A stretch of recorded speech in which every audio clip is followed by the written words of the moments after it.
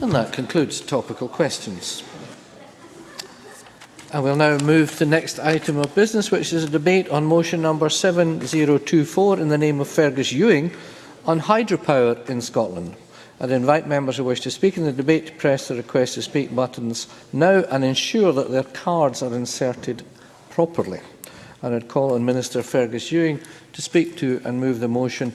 Minister, when you are ready, you have 14 minutes, a generous 14 minutes.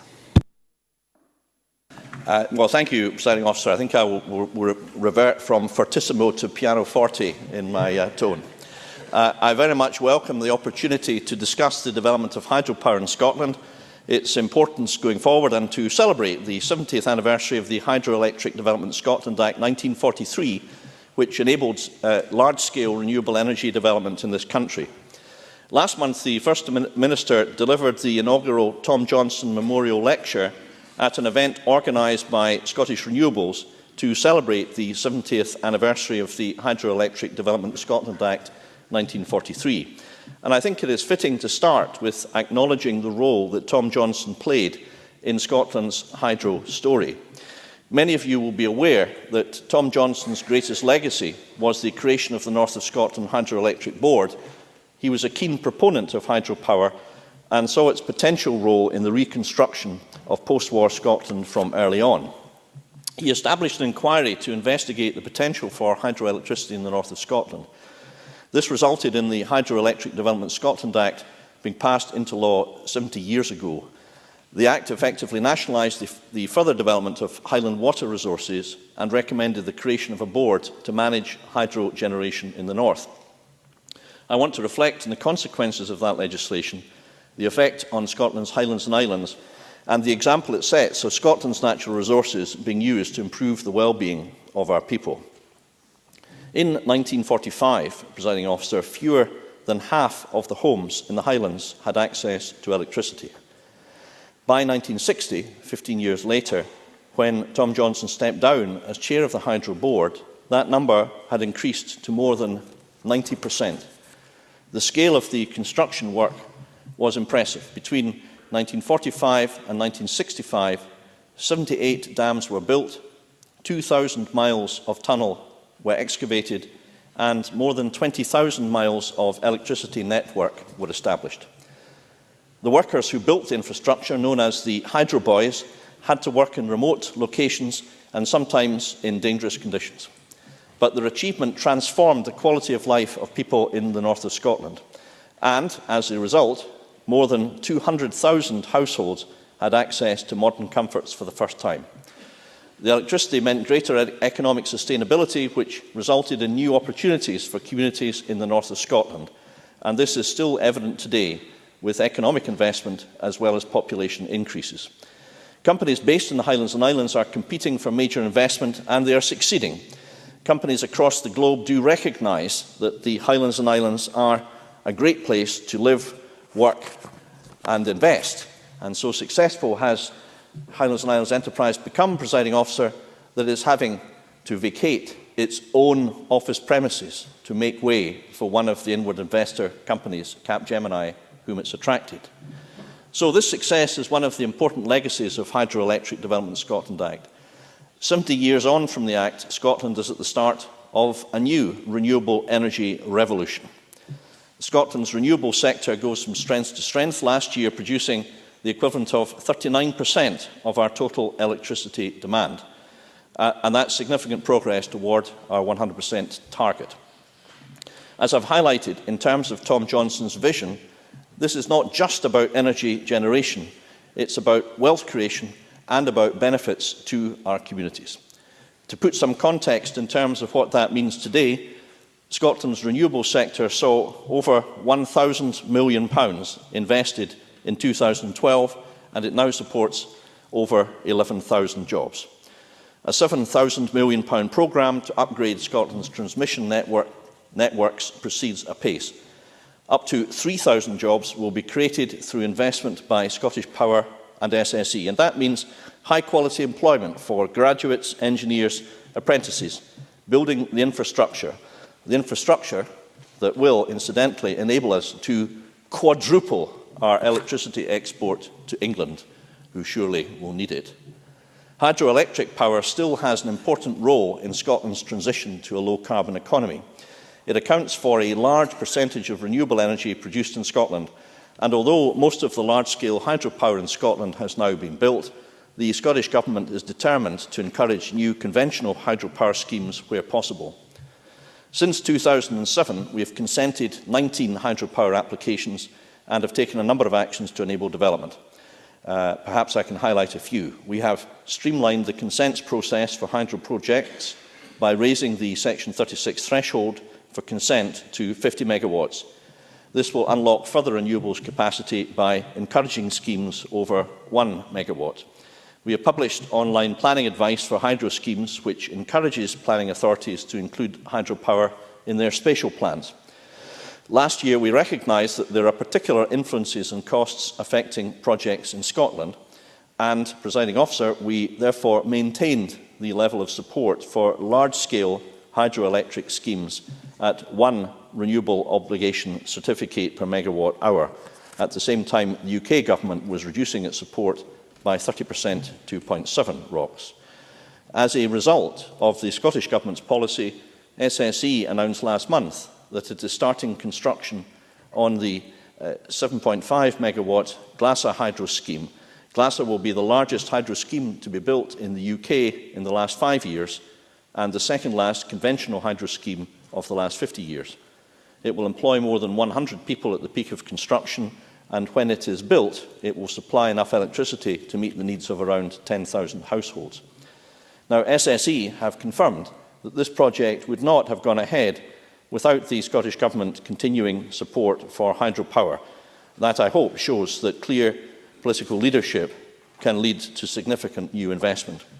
And at the small community scale, the Scottish Government's support is also helping to make a difference. What started out as an idea from local volunteers is now becoming a reality.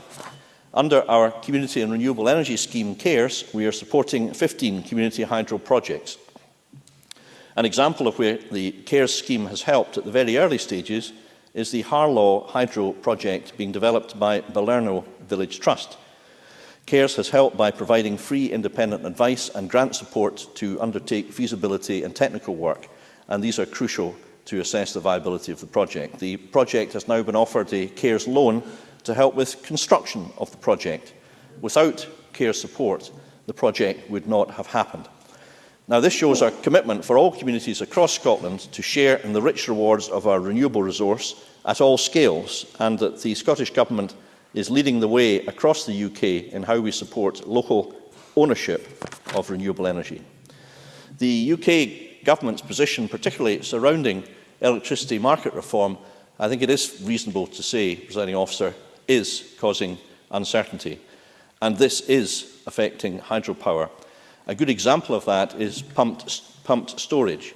In appropriate locations, these schemes have huge potential to ensure that electricity supply remains reliable, even as we move to variable energy sources such as wind. However, SSE has indicated that before they can make investment decisions on pumped storage hydroelectric schemes, they require greater clarity about future UK Government policy. We will also this afternoon, I suspect, Presiding Officer, debate concerns expressed by, amongst others, Scottish Renewables about matters relating to the FIT tariff and degression and the way in which these matters are to be applied. And I will listen with interest to all comments to the debate, as I know that there are many people who take a close interest in this across all parties. Let me conclude, Presiding Officer, by making a number of simple points. Hydroelectricity is one of the great industrial and economic success stories of post-war Scotland. It has transformed the living standards of people living in remote areas of the Highlands. Yes, I certainly will. Ms. Scanlon? Yes, I fully support the expansion of hydro schemes and etc. But, you know, whilst it's a wonderful industrial success, will the Minister also ensure that it is an environmental success, given the dreadful destroying of the freshwater pearl mussel colony in the River Lion, along with the salmon and trout? Well, I certainly agree that environmental issues are important, and they are taken into account most seriously. The member, Mary Scanlon, has somewhat spoilt my peroration, such as it was, presiding officer, but I don't think that need trouble anybody unduly. So if I revert to my conclusions with a bit less levity for myself would be helpful. It is true to say that Tom Johnston was pivotal to that happening. It was actually a cross-party consensual effort where Tom Johnston was appointed Secretary of State for Scotland by Winston Churchill that enabled that. And no doubt he wasn't hindered by the lack of parliamentary scrutiny during the Second World War either.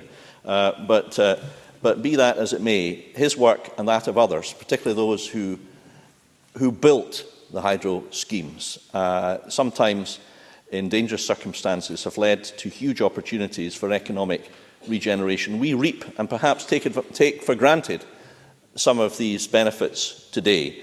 The Highlands and Islands are now again at the forefront of opportunities in the renewable energy world. We're at a very exciting time today.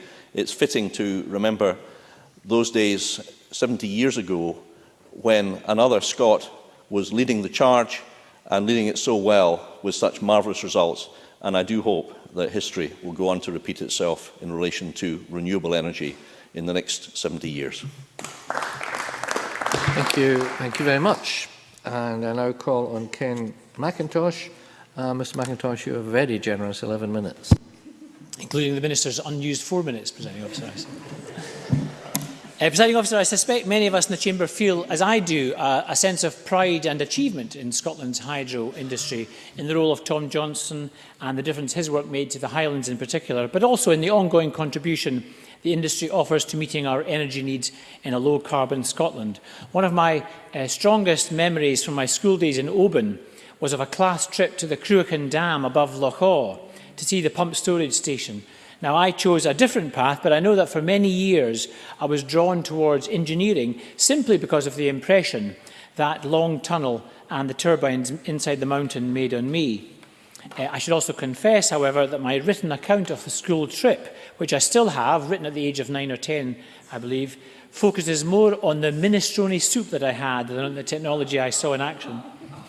Now, having said that, and delighted as I am to talk about the past and the future contribution of hydro, I was a little surprised that the Scottish Government would want to devote a whole afternoon of parliamentary time to a subject on which I would imagine we are in broad agreement. However, since we are here, I think it's useful for us to take stock of the huge developments in hydropower in Scotland since the first successful project in Fort Augustus some 123 years ago in 1890. In the years that followed, some of the most famous hydroelectric schemes came into being, not least the Kinlochleven project in 1909 by the British Aluminium Company, which to this day remains an example of how hydro schemes could both be power generators and world-renowned architectural feats. But it was a slow process from those first forays into harnessing the power of Scotland's abundant supply of water for the generation of electricity to the point where Scotland now has 120 installed hydro generating stations, ranging in size from over 100 megawatts down to a few kilowatts, and amounting in total to over 1,800 megawatts of capacity, or 12% of our electricity demand. The House of Commons debated a bill on this issue in 1941 with a view to erecting hydroelectric works at Glenafric and Glencanach, but that failed to pass. And it was only with the concerted efforts of the aforementioned Labour Secretary of State for Scotland, Tom Johnston, and others from across the political spectrum, that the North of Scotland Hydroelectric Board and the large-scale hydro projects which came with it got onto the statute's books. The 1943 Act and its passage through Parliament is in itself fascinating reading. The fact that it came in the middle of a war from a coalition government with a Tory Prime Minister and a Labour Scottish Secretary makes it all the more significant. Indeed, one National Liberal MP, Sir James Henderson Stewart, remarked that the bill was a hodgepodge of Scottish nationalism and English socialism. Another, the MP for Glasgow Hill Head, James Reid, remarked, and I quote, "The debate shows a new approach to post-war Scottish problems. Many members on both sides of the House have approached the consideration of this bill leaving aside pre-war preconceptions and with the sole view of what is most practicable and likely to be most in the interest of Scotland as a whole and of the Highlands in particular." And I'm tempted, Presiding Officer, to hope that just occasionally in this Parliament we could leave aside our pre-referendum preconceptions and focus on what we can do now. I suspect that might be asking too much. But it is important not to underestimate how much the 1943 Act revolutionised hydropower generation, and in so doing developed large swathes of the Highlands which had been devastated by decades of outward migration and industrial decline. In his opening remarks on the second reading of the bill, Tom Johnston gave a powerful review of the Highlands as they were at the time. He argued that it was a necessity to introduce hydropower, not to power the Central Belt, but to redevelop the Highlands following decades of depopulation and decline. His thoughts, recounted in the Hansard from 1943, are worth repeating. The cruisie and the farthing dip are no doubt quaint and interesting survivals, especially to summer visitors. But as lighting equipment, their place is in a museum of antiquities. For my part, I should like, before I go from this place, to offer some of the amenities of life to the peasant, his wife, and his family. The amenities and comforts of civilization have largely passed by the class from which Robert Burns sprang. Quite interesting, he was talking about the cruisie and the farthing dip, which were, of course, types of lamp, which were a nuisance country right up into the war. Very dirty and smelly types of lamp, I have to say. My father was born and brought up in a croft in Skye before the war. And it's almost incredible that before hydro, this was his life that Tom Johnston was describing. I'm not sure he'd have welcomed the use of the term peasant and all that, though. For Tom Johnston, the Hydropower Act wasn't just about providing electricity to tens of thousands across the north of Scotland. It was about opening up a part of the country that had largely been left behind in the industrial development that had gone before. Presiding Officer, that relationship between the hydro industry and the communities it serves is one we should continue to bear in mind. And hydropower continues to play an integral role in our country's infrastructure today. Scotland is now the centre of the UK hydropower industry, accounting for almost 89% of installed capacity and 94% of UK hydro output. Scottish and Southern Energy, the privatised successor to the North of Scotland Hydroelectric Board, has continued to develop new hydro schemes. In 2001, Coolake, south of Ullapool, began generating, the first new scheme since the 1970s. And in 2005, Kingairloch on the Morven Peninsula also came into action. New schemes are, pardon the pun, in the pipeline for Lochlochie and Invermorriston. And one of the most important and encouraging developments in more recent years has been the proliferation of smaller scale projects. The 1943 schemes were necessarily large in scale, but small scale hydro projects generating from around 5 kilowatts for a single household up to 10 megawatts are equally important. And the 2010 analysis by the Scottish Government suggested that there is considerable untapped potential from almost 7,000 possible schemes, almost all of them smaller than 5 megawatts in capacity, but in total sufficient to supply more than 1 million homes. Before we get too carried away by our record and the potential for further development, Presiding Officer, I should caution that I was contacted by a constituent working in the renewables industry only this week who struck a different note. This is someone who has in fact written to the First Minister directly, suggesting how unfortunate it might be to celebrate the hydro sector at a time when it faces a fundamental threat. And I hope this afternoon, as well as touching on the historic legacy of hydropower, we will address a number of the challenges facing the industry, including how to promote further community ownership, how to address fuel poverty in rural and other communities, the employment opportunities it offers, planning difficulties, the delays in grid connections, difficulties in securing finance, the government's own missed emission reduction targets, and the potential for Scottish Water's hydropower. But in my opening remarks, I particularly want to focus on this one issue, which I know is the subject of many of the pre-debate briefings from Scottish Renewables and others, and that is feed-in tariffs and digression rates.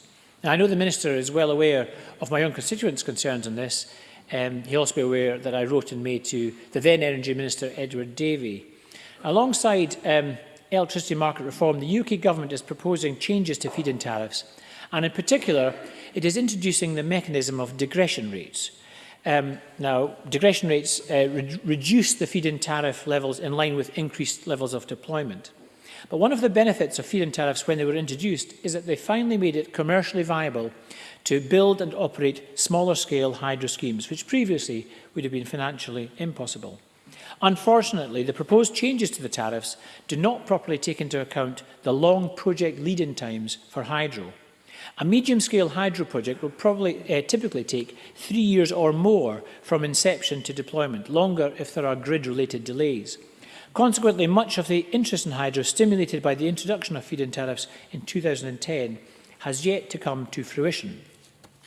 The position for hydro is particularly harsh, primarily as a consequence of the parallel introduction of preliminary registration, whereby schemes are entitled to register for the prevailing tariff up to 2 years before project commissioning, subject to having the necessary consents and a firm grid connection offer. In itself, this is a positive initiative, which provides comfort for investors dealing with long construction lead times.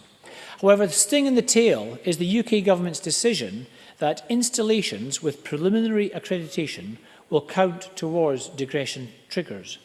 In effect, this means that up to 3 full years of projects will be registered for feed-in tariffs during 2013, those to be constructed or commissioned in 2013, in 2014 and in 2015. Even on the basis of historic deployment figures, there is a risk that this could result in the highest digression trigger being activated, whereas in reality, due to a combination of supply chain constraints and grid connection delays, there is little prospect of actual deployment exceeding 25 megawatts in any single year. For all that there is the prospect of a significant rise in hydro deployment, even a doubling of historic levels would still see hydro accounting for a very small proportion of overall feed-in tariff installations. Hydro schemes account for less than 0.1% of all feed-in tariff installations and only 2% of total installed capacity. Yet they contribute more than 10% of the total electricity generated by feed-in tariff installations, thanks to the average load factors in the 35 to 40% range. Unlike many of the other feed-in tariff technologies, hydro schemes will commonly have an operational life that extends long beyond the incentive payment period, with some schemes running for up to 100 years. Now, as things stand, we appear to be heading inexorably towards a 20% cut in feed-in tariffs for hydro in real terms as from January 2014. It's the widespread view of the hydro industry that such a reduction in revenues will result in a majority of potential new schemes proving uncommercial. And I hope the Minister will join with Labour and others in this chamber in putting a maximum pressure on the UK Government to address this particular threat to the industry. Presiding Officer, there are a number of issues that I hope to return to later and which colleagues will undoubtedly raise. But I hope the debate is a useful and constructive look at the hydro generation situation in Scotland at the moment. And as I confided to Nigel Dawn earlier, I'm looking forward in particular to Stuart Stevenson's contribution, who I can only assume knew Tom Johnston personally. I will end with one other snippet from the 1943 debate, which today's ministers might take heed of, from Sir James Henderson Stewart from East Fife. If national unity is to be interpreted as meaning that Scottish members have got to say hear, hear to everything that emerges from St Andrew's House, then the sooner that convention is destroyed, the better. If only that were true in more debates, Presiding Officer. Thank you. Now call on Mary Scanlon, a generous 7 minutes. Ms Scanlon. Thank you, Deputy Presiding Officer. We're delighted to contribute to this debate on hydropower in Scotland in recognition of the celebration of the 70th anniversary of the Hydroelectric Development Scotland Act 1943 and also an acknowledgement of the contribution of Tom Johnston. Much has changed in the world of energy in 70 years, and hydro remains a productive, effective and environmentally friendly method of producing electricity today. It's the oldest form of renewable energy in Scotland and even more than the 70 years of the Act. In fact, the hydroelectric pioneers were the monks at Fort Augustus Abbey on Loch Ness, who developed a small 18-kilowatt scheme in 1891 to power the chapel's electric organ and the houses in the local village. And in researching for this debate, I also read that when the monks played the organ, the lights in the village went dim.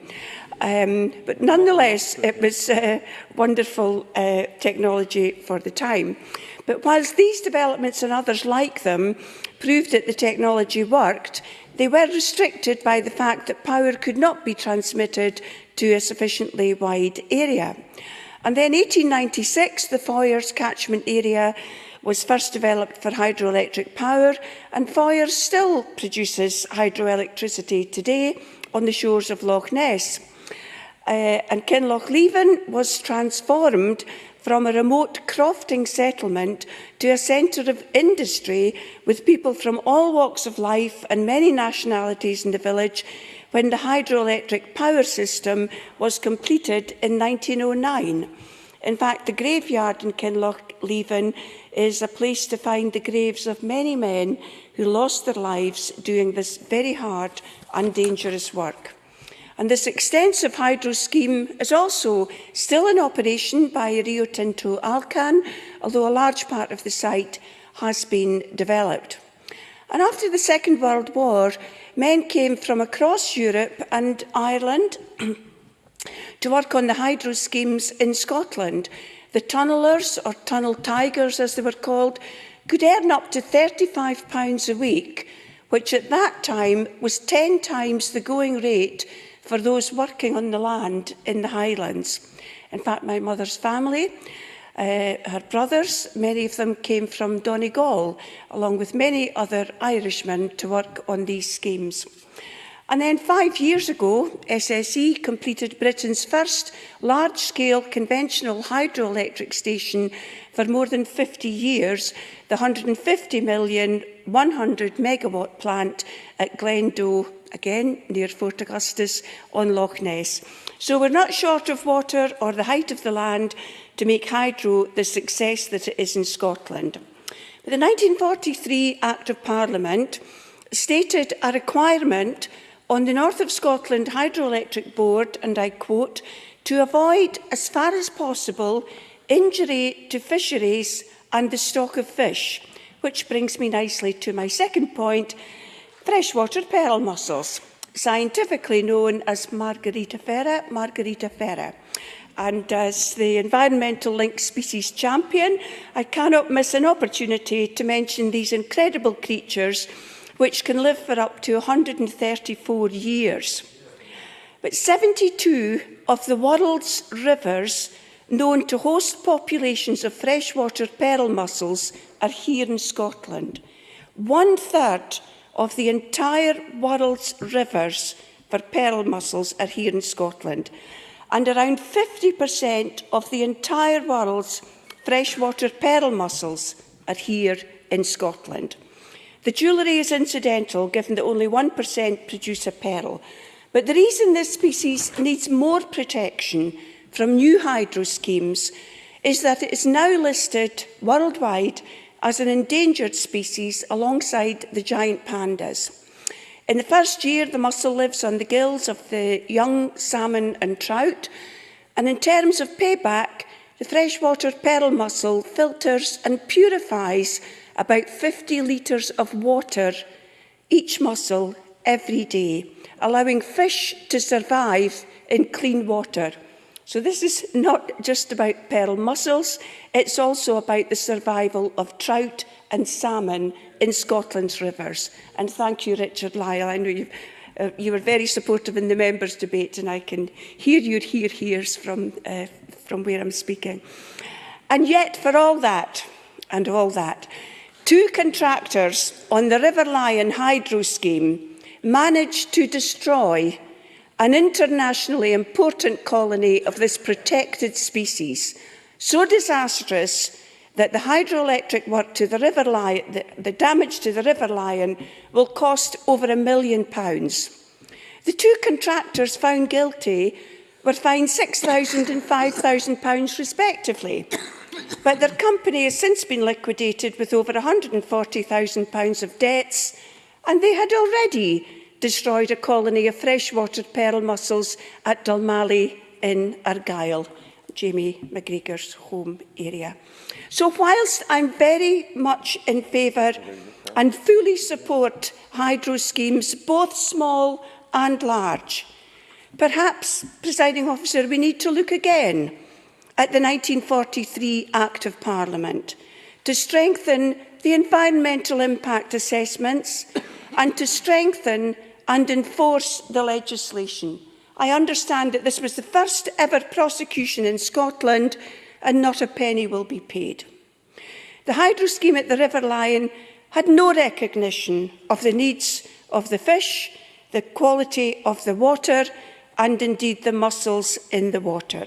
So my request today, Minister, is for much better environmental protection.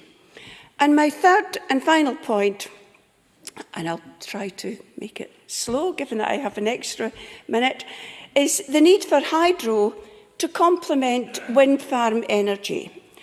As more wind farms are constructed, we all know that there will be periods when the energy generated will exceed demand, and this could be wasted unless it's stored. There will be other times when insufficient energy will be produced. And we have the technology and the geology for the pumped storage hydro, which can use energy to pump water from lower to higher reservoirs, ready to be used for generation at times of high demand. And although no way of storing electricity is 100% efficient, pumped storage has the highest efficiency of all the technologies currently available, and the only one that can be deployed on a large scale. So given the move to more wind, more wave and tidal, the pumped storage plants could potentially move towards longer running cycles to store and release the energy generated. The Corriglass and Balmacan projects have both been developed at sites which allow storage to be maximised with the flexibility to pump and generate at the right times to make the best use of available renewable generation.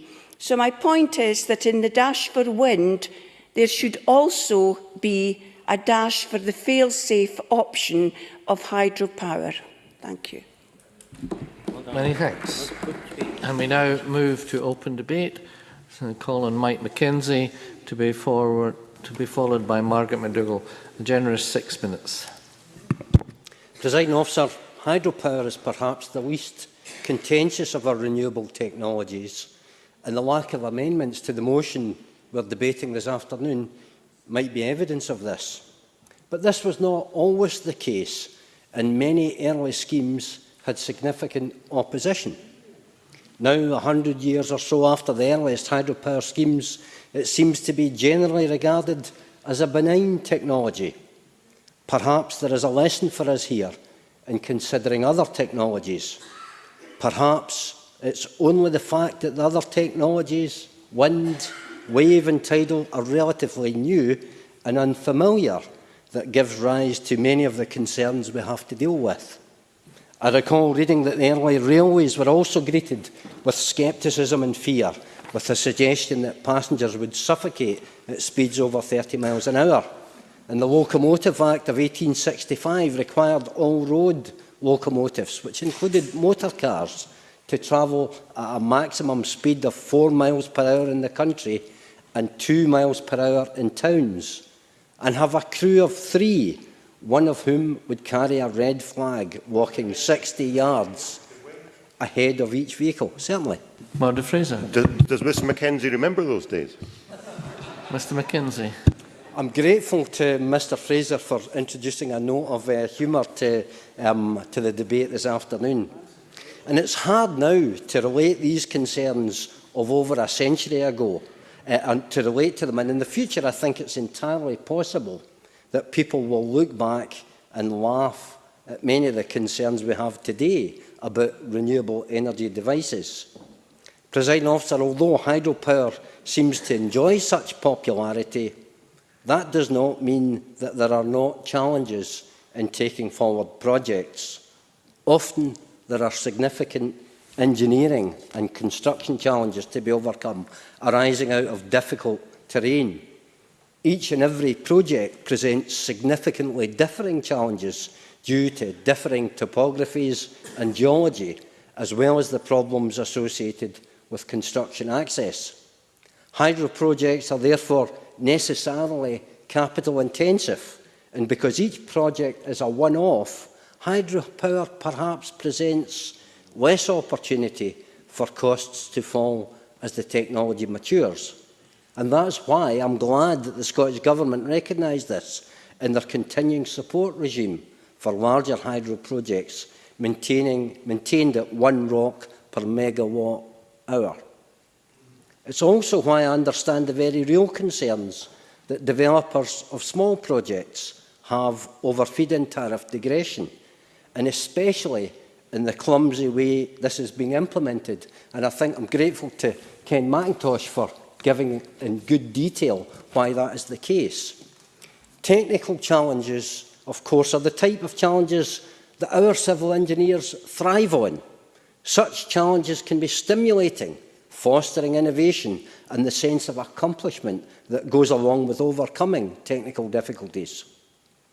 Less uplifting, and in fact quite dispiriting, are the challenges of grid constraint and grid connection costs. Members will know that solving these problems depend on the UK Government getting its act together on energy policy. It's time for them to listen to the industry and to quickly implement the necessary grid infrastructure, active grid management solutions as we see in Orkney, and a support regime that facilitates the development of renewables. In doing so, they should consider also support for energy storage schemes, especially as the pumped hydro projects offer a well-understood method of large-scale storage required to balance the grid. And there are further problems with a regulatory regime which at times seems to delight in delaying projects.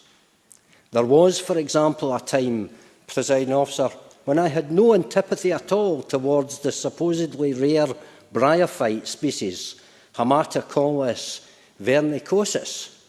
But now that I know that it's an enemy of hydropower, masquerading as an endangered species, when in fact it is no such thing, I think much less well of this plant and some of its cousins. And it's aided and abetted in this subterfuge by SNH and by SEPA, agencies who should know better and who simply often fail to do their homework. There's a further lesson here, because we will not safeguard our environment with bad science and bad biology, nor will we safeguard our environment with the lazy application of a scheme in which SEPA applies a much more prohibitive and onerous regime to small-scale hydro projects of less than 100 kilowatts. This amounts to an effective presumption against such small-scale schemes.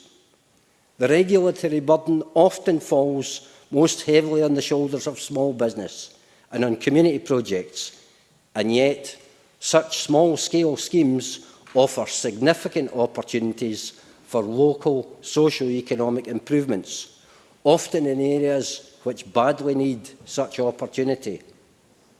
Presiding Officer, many communities across the Highlands and Islands have been dying slowly for decades.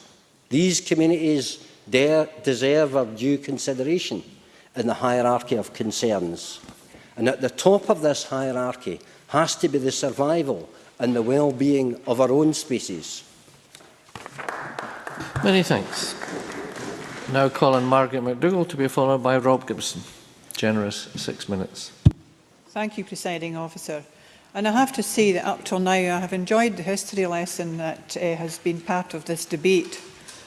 And it is right that we celebrate all that has been achieved in generating hydroelectricity in Scotland, but there is scope to do much more. Hydropower is a potentially abundant source of power which is underutilised in Scotland today. I'm sure all the members are aware that Scotland has quite a bit of wet weather. This, combined with our mountainous landscape, as well as easy access to the sea, means that Scotland, with sufficient investment, can be the ideal location for the further development of hydropower. Presiding Officer, I believe it is time to take steps to encourage this underutilised resource. This is especially true in light of the fact that for the second time running, Scotland has missed the carbon emission targets set by the Scottish Government. To ensure this does not happen again, I expect the Scottish Government to stop making excuses and to make the most of what is at our doorstep by doing its utmost to harness hydropower. Supplying... I will do, Mr Mike Mackenzie. Do you accept the fact that it's a failure on the part of the UK government to upgrade our grid quickly enough that's limiting our ability to decarbonise the energy supply and therefore help meet those targets? Margaret McDougall. No, I'm not going to turn around and blame the UK government. There is things that we can do in Scotland. Supplying 100% of Scotland's energy from renewable energy sources by 2020 is an ambitious target and one which we are on track for. Staying on track will require hard work and support from communities and businesses, as well as the Scottish Government. It is important to remember that pursuing the 2020 target vigorously is important because of the benefits not only to the environment, but also to families across Scotland suffering from fuel poverty and unfairness in our energy market. This is especially true of small-scale community projects. Community ownership of renewables can bring economic benefits to a local area, as well as boosting local support and commitment to renewable energy initiatives. Therefore, I am pleased to note that the motion appreciates the benefit of enabling local ownership of at least 500 megawatts of renewable energy by 2020. I would like to see more done to maximise the number of identified potential sites for hydropower plants coming to fruition.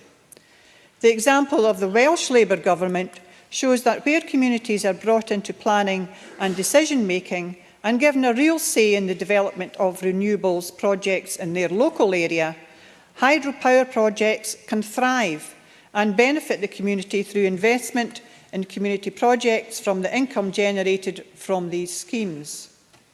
However, I would sound a note of caution concerning community ownership. While I welcome the community benefits of renewables, there are times that more rigorous controls should be exerted over large energy businesses to ensure they do not attempt to bully local communities into supporting extensions of local renewable projects. I have come across one such example of this in my region regarding a wind energy project. The wind farm company concerned used its relationship with the local people following providing grants to local areas and schools to coerce families into supporting an increase in turbine planning applications.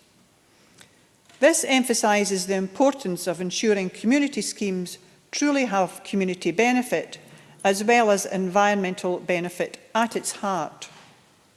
Importantly, the Scottish Government has said locational charging means Scottish generators produce about 12% of UK generation but account for 40% of the transmission costs, or about £100 million more per year than generators in the south. While considering the Scottish Government report Low Carbon Scotland, meeting our emissions reduction targets 2013-2027, the draft second report on proposals and policies at the beginning of the year, the Economics, Energy and Tourism Committee, of which I am a member, has expressed frustration over grid delays and problems with hydropower's connection to the grid on Scottish islands. This clearly damages viability of small-scale hydropower projects. Perhaps the Scottish Government could commit to do more to promote connection to the grid across the country, allowing for better and more widespread development of hydropower. Hydropower stations produced 5,331.8 gigawatt-hours of electricity during 2011, from a total generated 51,223 gigawatt-hours. That is 10.4% of all electricity generated in Scotland during 2011. As the Scottish Hydropower Resource Study stated, the total financial viable resource in Scotland was found to be 657 megawatts installed capacity, output of which would be 2.98. I will do. Minister. I mean, I agree with very much of what she said. Earlier she said that she would like the Scottish Government to do more to strengthen the grid. Given that there are projects totalling in cumulo £7,000 million, which are planned to upgrade the grid in Scotland, I wonder if she or one of her colleagues during this debate could perhaps give a little bit more detail about what more exactly it is that her colleagues think we should be doing, because I'd be very keen to know. Margaret McDougall. Okay, perhaps I can explain that as I go on. Although I can fully appreciate that the Government is not solely responsible for the implementation of new hydropower stations, it's more than happy to welcome new investments in all the renewable energy sectors. And I heard the Minister talk about the extensions in his speech earlier. Yet enthusiasm is lacking where the Scottish Government could use its powers to put a strategy in place to aid in the delivery of hydropower projects in the identified potential sites. If this Government is serious about making Scotland a true world leader, not only in setting targets, but delivering them, it needs to up its game, ditch the rhetoric and commit to radical action on hydropower. Thank you. Thank you very much. Rob Gibson, to be followed by Claire Baker. I thank you, Presiding Officer. Tom Johnson brought about his hydropower revolution due to the particular conditions of total war, when landlord opposition could be waved aside in the national interest.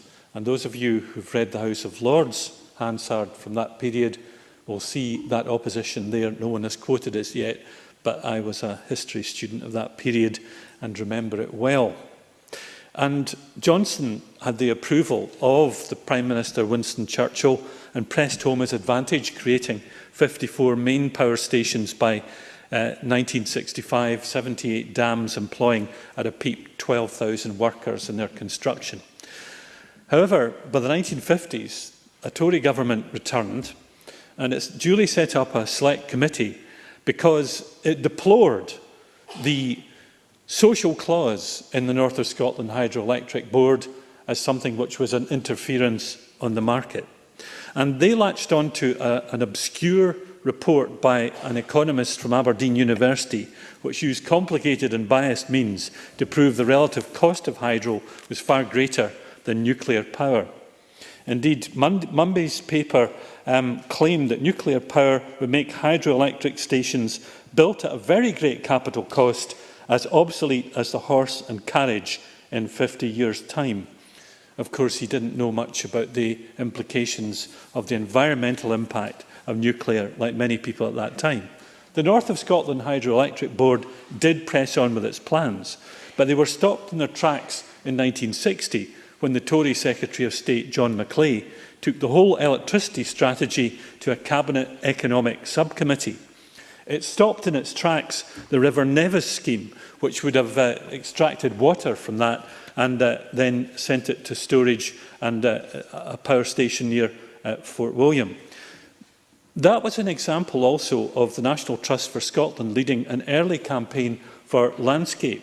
And indeed, Bill Murray, who wrote the book about Highland landscape for them in 1962, called the Nevis Gorge one of the principal scenic wonders of Scotland.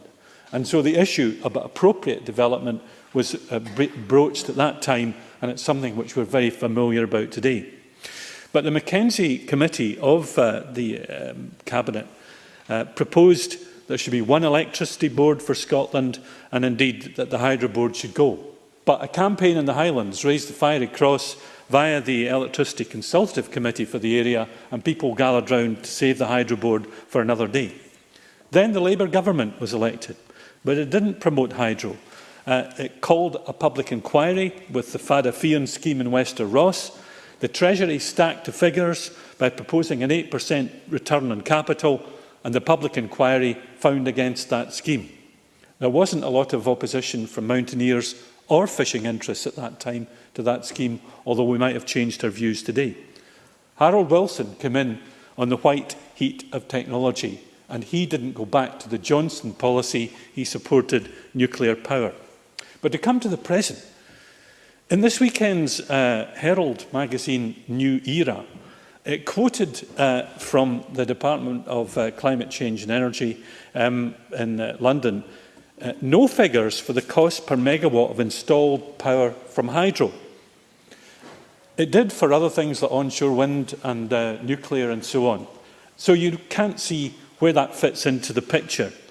Probably because there's only 130 megawatts installed in England, whereas there's over 1,300 megawatts installed in Scotland, so it's not a priority down there.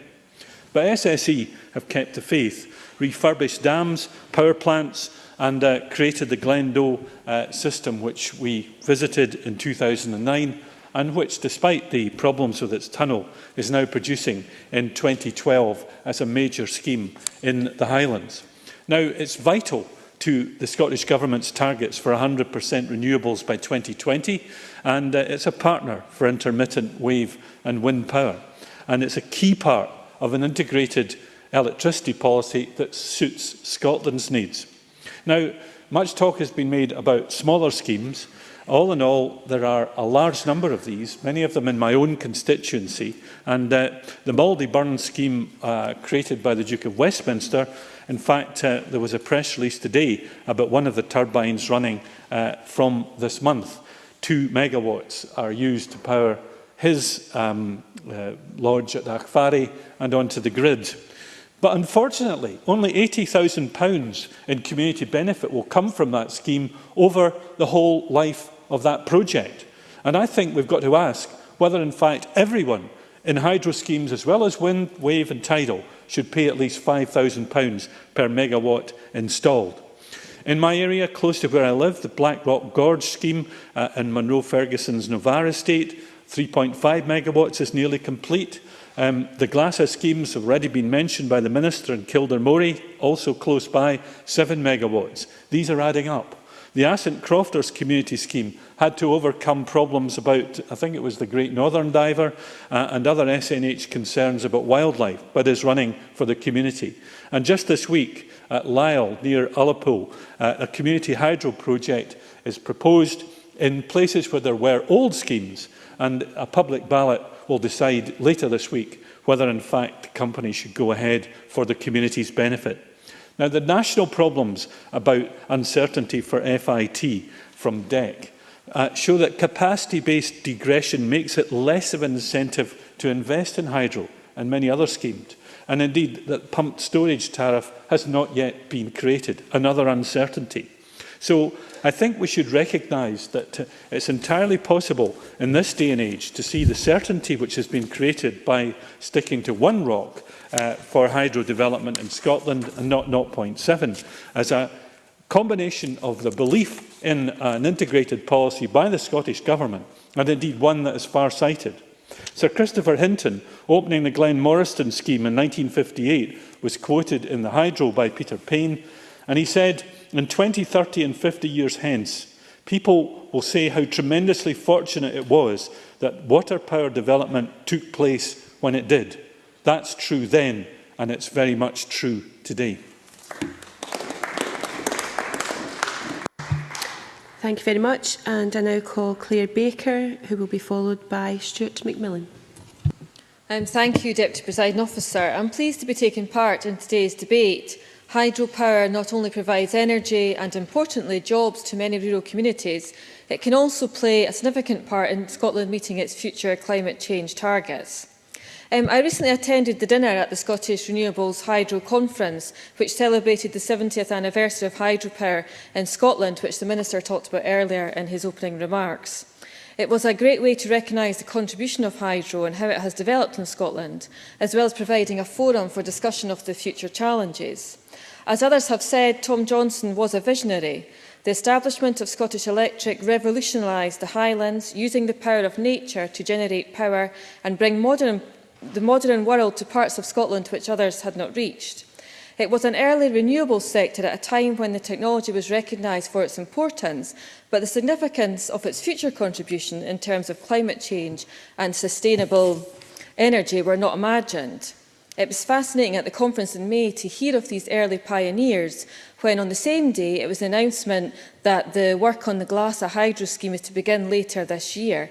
That will be the largest hydro scheme to be built in the UK in the last 5 years. And in his opening comments, the Minister commented on pumped storage and the need for clarity on future UK government policy. This is important, and moving to a low-carbon economy, pumped storage has a crucial role to play, and it is currently the only commercial-scale technology which can store electricity in large quantities, a process which we know is key to having a balanced energy policy with sufficient baseload. It's only when we go back to the early years of hydro and when we consider that only 1 in every 100 croft had electricity at the time of Scottish Hydroelectric's inception that we can fully understand the size of the task that the new body had to undertake. Now, with over half of Scotland's 145 hydroelectric schemes located in the Highlands and Islands, we can see how successful hydropower has been for the area. While agriculture is often at the centre of the rural economy, the right training and investment renewables can bring significant jobs to these areas, strengthening links with locals and keeping young families and workers from moving away to find employment. Discussing the importance of hydro to rural economies at the recent conference, it was highlighted that these schemes often offer more sustainable, longer-term employment from construction and infrastructure through to maintenance and operations than other energy projects might. And while the employment numbers may be small if we consider them in an urban setting, they can often contribute significantly to the viability of rural communities. Total hydro generation capacity in Scotland is about 1,500 megawatts. And although hydro's once rapid growth has slowed, new major development opportunities are in hand, and scope has been identified for thousands of smaller schemes. At one point, hydropower was the main contributor in Scotland's drive for renewable energy, and whilst it has since been overtaken by wind power, it still currently produces about 12% of Scotland's electricity. We need to ensure a package of renewable options is available across Scotland, building on our strengths and opportunities. And while the recent announcement that Scotland missed for the second year its annual emissions target, we can recognise the role of hydro in a low-carbon future. The Minister for the Environment will update the Chamber next week on the redraft of the second report on proposals and policies. And when the draft report was published earlier this year, it did attract some criticism for an over-reliance on proposals and not enough policies. However, if a significant redraft of RPP2 is to be achieved, the Minister will do this with the help of his colleagues from other portfolio areas, including the Energy Minister. With that in mind, it would be interesting if in his closing remarks the Minister could maybe today give his views on the redrafting process of RPP2 and how he believes hydropower complements other forms of renewable energy in ensuring the Government can meet future targets. There should be further investigation on the viability of potential schemes and the benefit they would have in helping us achieve future targets. Despite the rise of wind energy, the chance to truly radicalise our energy market and promote community ownership has been largely missed. And speaking to the renewable sector, many of them who are working in Scandinavian countries where community ownership is expected, they will say the key to expansion in Scotland is around the need for greater capacity and expert support to communities in order for them to be involved in the process and see it as a possibility for them. My colleague Ken McIntosh spoke of community ownership. The Land Reform Review Group will be looking at community ownership and renewables in particular, and it's a clear potential as a vehicle for tackling inequality and delivering sustainable growth. And we can lift the barriers that currently stand in the way of local communities who wish to develop renewables. A small hydro scheme has the potential to generate, if I have time from the presiding officers. Minister, yes, indeed, you do have time. I entirely agree that we want to do everything practical and sensible that we can to encourage communities to develop their own schemes and, where possible, that they own a proportion or all of those schemes. We're totally agreed about objectives. If there are any specific things which the Labour Party think that we should do, my door is open and we want to do that. We are doing a lot at the moment, but we're always ready to listen to practical, constructive suggestions about what more we can do. Claire Baker. That's very welcome comments from the Minister. And as I say, when I speak to the sector, there seems to be a feeling that there's quite a gap between a community who would like to be involved in a project and the actual end point of being involved in that kind of level of business and expertise. And there seems to be a need for more consultancy support and capacity building to get communities to that level. So a small hydro scheme has the potential to generate power to 150 homes, and it could revolutionise energy consumption. This has many benefits, helping the country get back on track in meeting our climate change targets, providing green jobs and playing its part in tackling fuel poverty. So by companies either working together with the local community or, as the Minister said, local communities taking forward their own projects, smaller scale energy schemes can benefit the local area and the country at large. This has happened in certain cases, particularly in Scandinavia, and it's an area that could be explored and developed further as we continue to try and meet our future renewable energy targets. So looking to the future, the development of hydro in Scotland does face challenges.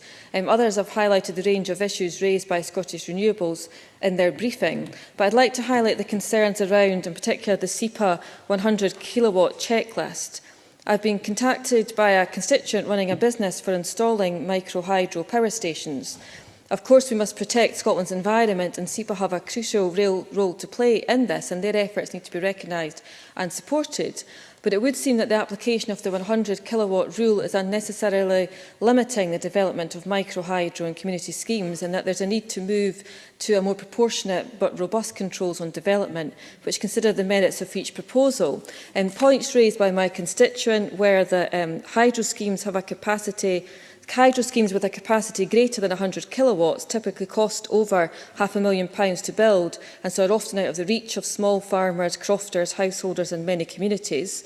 That virtually all the rivers and burns running close to populated areas have potential for sub-100 kilowatt schemes, but SEPA's implementation of the ministerial statement rules out viable development of these sources.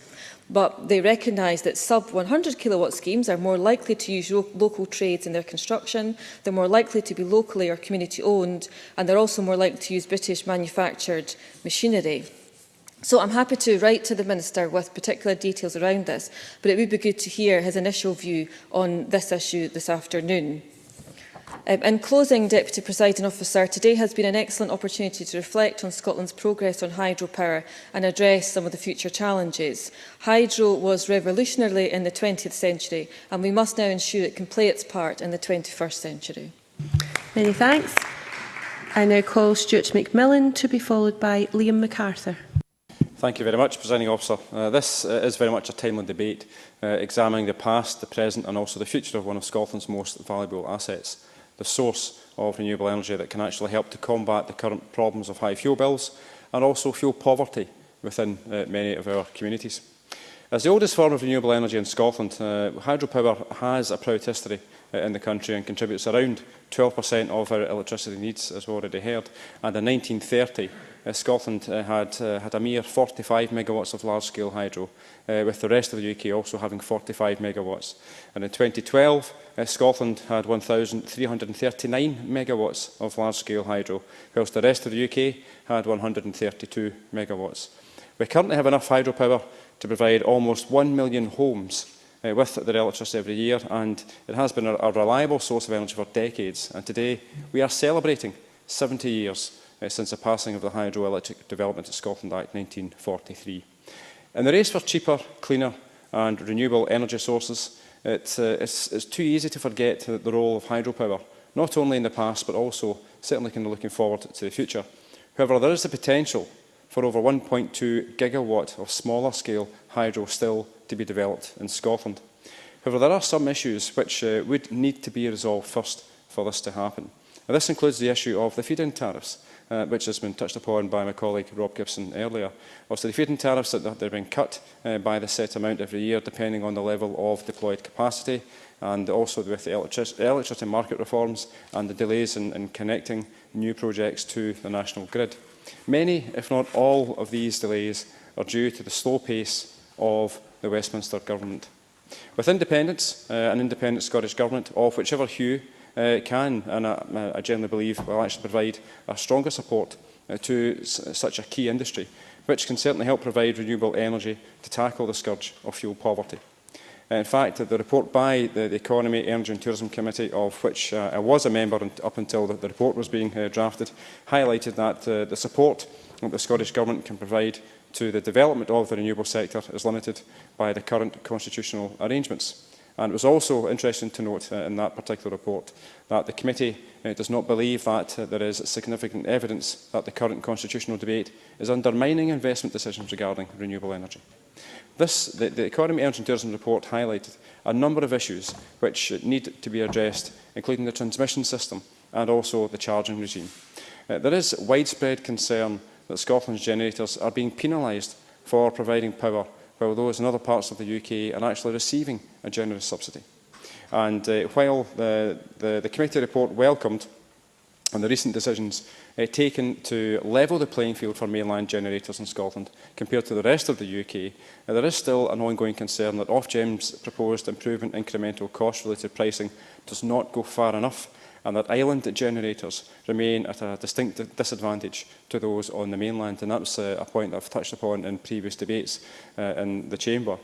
Certainly this particular situation will actually render many projects to be uneconomic, and I expect that Liam MacArthur will probably touch upon this in his contribution as an ordinary MSP. Given the significant renewable resources located on and around Scotland's islands, a fairer system must be found. Another issue raised in the committee's report was about empowering communities to either generate their own energy or to gain the maximum benefit from development in the local area.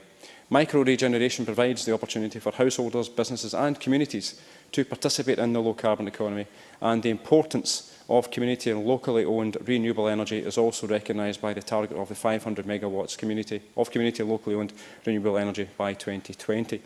In the west of Scotland, I'm aware of moves to create a community-led micro-hydro generation company, and this would actually hopefully provide hydropower to the grid, whilst also providing community benefits in much the same way as similar community-led projects have worked with onshore wind farms. I genuinely believe that this is actually an exciting prospect for areas within the west of Scotland, and the one that I know of is in the Inverclyde area, and certainly the members will know, Inverclyde doesn't have a shortage of rainfall to actually provide the raw resource necessary to actually drive the hydropower projects.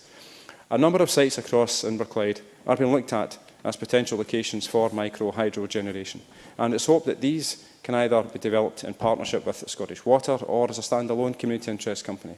By following the community-led approach, such as that used by the Neilston Community Wind Farm, we could empower local community groups to generate additional funding for their areas, as well as generating electricity for the grid. Such funding could be used to help combat fuel poverty and improve energy efficiency in homes, or a whole range of issues aimed at improving their particular local communities. Inverclyde Council has also been investigating the possibility of hydropower schemes within council ownership or control as part of the council's approach to renewable energy generation. And it certainly will be interesting to see how these schemes develop and hopefully combine to support the local communities within the Inverclyde area. And certainly, as one of the points actually is of certainly great interest to me, that the Inverclyde in the past, much of the industry, much of the heavy industry was actually powered using hydro schemes, hydropower, and much of that infrastructure is actually still there. So it's with much of that already there, then just with a bit more investment, then who knows actually what can happen. One other positive actually in terms of developing community hydro schemes is that they can actually help towards flooding issues within communities.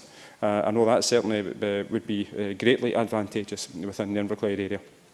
We certainly need to make it easier for local communities to come together with councils and businesses to form local community interest groups, ensuring that at least part of the profits of hydropower go back into these particular communities. And for this reason, the decision of the Scottish Government to retain the level of support for the sector is significant. This will certainly be a boost to the smaller developments being looked at across the country. And such developments face more challenging conditions and higher risks, so maintaining support, unlike what appears to be happening in the rest of the UK, is significant and will provide some stability for investment. Further support, though, through streamlining planning consents, will also encourage future developments of smaller facilities. In conclusion, Presiding Officer, hydropower has a long and successful history in Scotland. It currently provides a significant amount of clean, renewable electricity for our communities, and with the continued support of the Scottish Government, there are good prospects for the future development, potentially on a smaller community-led basis for hydropower in Scotland. Thank you. Thank you very much. I now call Liam MacArthur to be followed by Stuart Stevenson.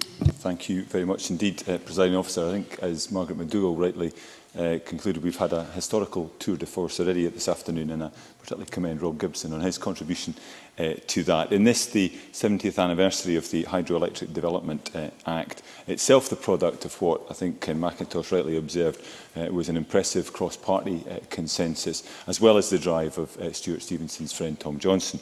It is fitting that we should take time to reflect on the contribution hydropower has made over that time, powering homes, businesses, our economy, and it's provided a welcome boon, as others have said, to the Highlands, one that I hope, like the Minister, we're going to see improved upon in the coming decades across the Highlands and Islands, with the development of a wider range of renewables technologies, including wave and tidal energy in my own constituency. But what of the future for hydro? As the most mature of renewables technologies, there is perhaps a risk or a public misconception that hydro has run its course and that the opportunities for developing new projects have been exhausted. And I think, as we've heard already this afternoon, this is of course far from the case. Advances in technology are opening up new opportunities, from the large to the relatively small. There are a range of challenges in taking these forward. Indeed, I would argue that it's not sensible to think all these potential opportunities could or should be taken forward. And I will come to some of the issues facing the sector shortly. But like Rob Gibson, I think it's worth acknowledging that as part of a balanced energy mix, with a proper, healthy technology mix as part of that policy, we will need to go beyond the 12% of our electricity needs currently being met by hydro. We must look at how we capture more of our hydro potential, including an estimated 1.2 gigawatts of smaller scale hydro, much of it ideally suited to community-owned and run initiatives. I think Claire Baker made a number of very helpful points in terms of the benefits of those sorts of projects. Turning to some of the obstacles we face in trying to deliver our considerable potential in hydro, I'm grateful to various organisations who supply briefings for this debate, including Scottish Renewables and RWE. Well, I think Scottish Renewables might have reflected a little more on the issues for which we have responsibility in this Parliament. They do set out the wider context, which is helpful. The concerns about support mechanisms and delays to grid infrastructure are clearly not new. They reflect similar anxieties felt across the renewable sector. However, as I've done in previous debates, I would urge a little caution on those seeking to make the heroic leap in arguing that these concerns make the case for breaking up the United Kingdom. What Scottish Renewables and their members, including those in the hydro sector, are arguing is that delays in taking decisions must be minimised. Support mechanisms need to be fully thought through, and the necessary infrastructure must be put in place in a timely fashion. Reform of the current market regime, of course, must properly reflect Scottish interests, but nowhere is it suggested that segmenting the market is sensible, that tapping our hydro potential requires wholesale transfer of powers, or that stepping outside the EMR process is either realistic or desirable. I'll take an intervention from Mike Mackenzie. Surely you, as a member for Orkney, have a frustration with the UK Government that they're just not getting on and putting the interconnector across to Orkney so that Orkney can benefit from the huge opportunities that are available to it. Liam MacArthur. Well, I certainly share the frustrations of those looking to get on and deliver renewables, not just in Orkney, but the other island groups as well. But I also don't minimise the challenges in coming to a conclusion around the regime that will support that. But turning to what is needed in capitalising on our potential as a hydro nation, there are a number of points I'd wish to make. Taking EMR, I understand and support the desire to see this process completed as quickly as possible. But I also acknowledge, and I think it's reflected in my response to Mike Mackenzie, acknowledge the absolute necessity of getting this right and the complex, often competing issues that will need to be reconciled before this can be achieved. That said, the call by Scottish Renewables for a transposition of the higher level of support for hydro generation in a move to contracts for difference is one that seems to make sense at a time of significant change and with the prospects for developing a number of new projects, particularly those on a smaller community scale. There are attractions to providing the continuity being sought by the sector. The other main point raised in relation to the structure of support for hydro is a concern about so-called digression as part of the feed-in tariff regime. It was always envisaged, Deputy Presiding Officer, that over time, as technologies develop and take-up and competition increase, fit rates would be brought down.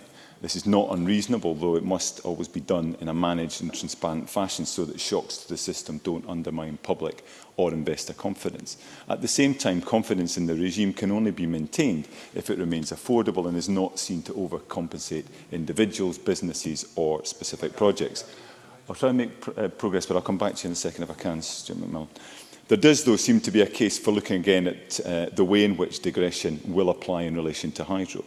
As RWE state in their briefing, Ken McIntosh set out very clearly in his remarks, with a rush for pre-accreditation anticipated in 2013, the full 20% digression could be triggered, and this is the potential to delay or render uneconomic other schemes in 2014 and beyond. To gain pre-accreditation schemes need planning consent, a water licence and a grid connection. So this doesn't necessarily mean they'll be taken forward. Access to funding, grid constraints or other issues may yet undermine them, but they could still be then taken account in setting digression levels.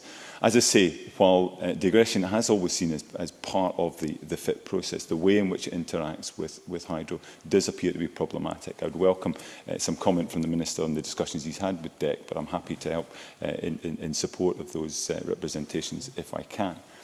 No debate on renewables, of course, would be complete without a reference to grid, and Scottish Renewables is right to call for network operators to make the case for strategic investment, for spare grid capacity to be released where possible, and for more active network management solutions to be explored. The RPZ in Orkney has proved successful over the years in allowing developments to connect, though let's be clear, they are temporary fixes and should not be seen as a reason to put off indefinitely making the investment necessary to allow hydro and other renewables potential to be fully realised. But as RWE made clear, the Scottish Government must play its part too.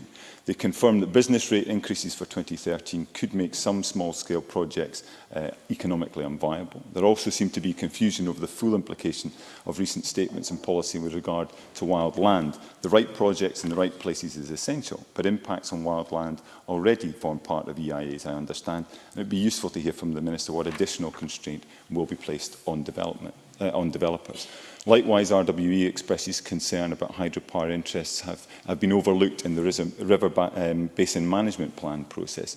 And again, ensuring proper protection for the water environment is essential, but it would be helpful again if the Minister can maybe set out or give reassurance to the Chamber that different views and perhaps competing interests are being adequately reflected in the advisory groups and the development of plans. Deputy Presiding Officer, across this chamber there is a shared pride in what has been achieved over the last 70 years in terms of the development of hydropower.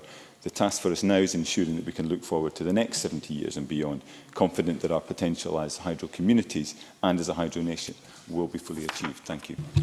Thank you very much. I now call Stuart Stevenson to be followed by Malcolm Chisholm. Thank you, Presiding Officer. Water is important to us. Now, that's a self-evident truth, not least because each and every one of us here is about 80% water. So without water, there is no human being, there is no human race.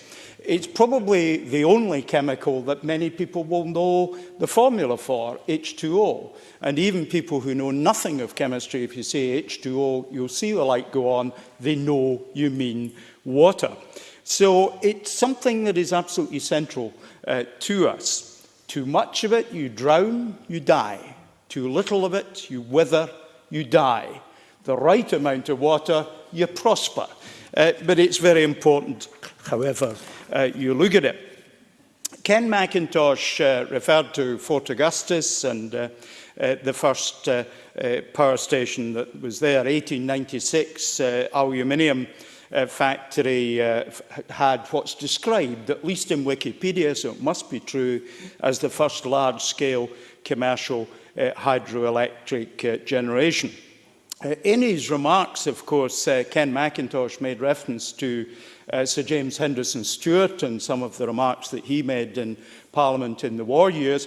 Quite astonished that he didn't pick up on some of the very important linkages that there are between that man and other events. The 1961 by-election, which followed his death, was the first parliamentary election in which I had any role. But even more critically, perhaps for Ken McIntosh, The 1961 by-election that followed the death of Sir James Henderson Stewart was the first parliamentary outing for John Smith, subsequently leader of the UK Labour Party, and he got 8,882 votes, some 26% of the poll, and actually managed to move the Labour Party up to second place. So he did pretty decently. Didn't sustain it in the 1964 election and moved on to elsewhere and eventually got elected, of course, in 1970. Water is also a great reservoir, and I think that's the right word, of innovation. It's something that, of course, led to engineering innovation in connection with irrigation thousands of years ago. The Archimedes screw, which is something we're familiar with today, is almost certainly not the Archimedes screw. It probably predates him by some 500 years and is thought to come from the time of the Assyrian king Sennacherib in about 700 BC. It was initially, of course, a device for lifting water, turned by hand, but quite rapidly became one of the very first sources of generating power from hydro by allowing water to fall through an Archimedes screw. And of course it was particularly effective where there was waste material in the water, where it was contaminated water, because it being free-flowing, it didn't really get jammed up in unfavourable conditions. And of course that brings us to an essential point about water in relation to today's debate. 1 cubic metre of water weighs 998 kilograms, i.e. about a tonne. So therefore you can see what the power is if that water moves, either horizontally or vertically. The early sources of extracting power from that were the the water wheel where the water flow underneath, an example of extracting the water from flow, not from fall. Whereas an overshot water wheel, of course, was a combination of underflow but overflow, the weight and it falling, a way of extracting power from water. It's worth saying that there is actually a formula, which I have somewhere in my notes, I'm sure. Basically, if you have 1 cubic metre of water falling 1 foot every second, you're going to get something like 96 megawatts. And that gives you an insight into the power there is in water. I hope that's right. I simply can't find the note, then I think I have got that written on. Water also, of course, caused innovation in lots of other ways. The first combustion engines were dependent on water, and the first of those was in the 1st century AD, when the Greek engineer Hero produced a machine called the aeolipile, which was basically a drum where, when you heated the drum, water heated up in the drum, steam came out vents, and the drum spun on an axle. Incidentally, Hero was also the first inventor of a coin-operated dispenser 2,000 years ago, which dispensed, yes, you've guessed it, water. Now, transmission of electricity, which is one of the great benefits we have from water's use in Scotland, is, of course, quite a significant problem. We've talked about some of the issues around the network. We're far from having them solved. It takes a long time to create the right kind of infrastructure, and it was probably, in many ways, the most challenging part of the development of hydropower in Scotland. Not just generating the electricity, but getting it to the suppliers. My wife, who was brought up in a council house on the shores of Loch Ness, was at the opposite corner of Loch Ness, where 60 years earlier, of course, the first electricity was generated from hydropower. But she was in secondary school before the electricity reached her. And to this day, the brass paraffin lamp, which she studied beside when she was a youngster, sits in her living room as a reminder that in her lifetime, in my lifetime, and 1 or 2 others in the chamber, the world was very different. Electricity was not something that got delivered to all but a few homes. There are other ways, of course, of transmitting power from water. In some places, it's done by compressed air, which is actually, I think, Mary Scanlon, a more mechanically efficient way than actually generating electricity, because you can transfer the power from water energy to another location with no moving parts of any kind, and hence there are no mechanical losses associated with it. It's also worth saying, of course, that water is a strategic asset for countries.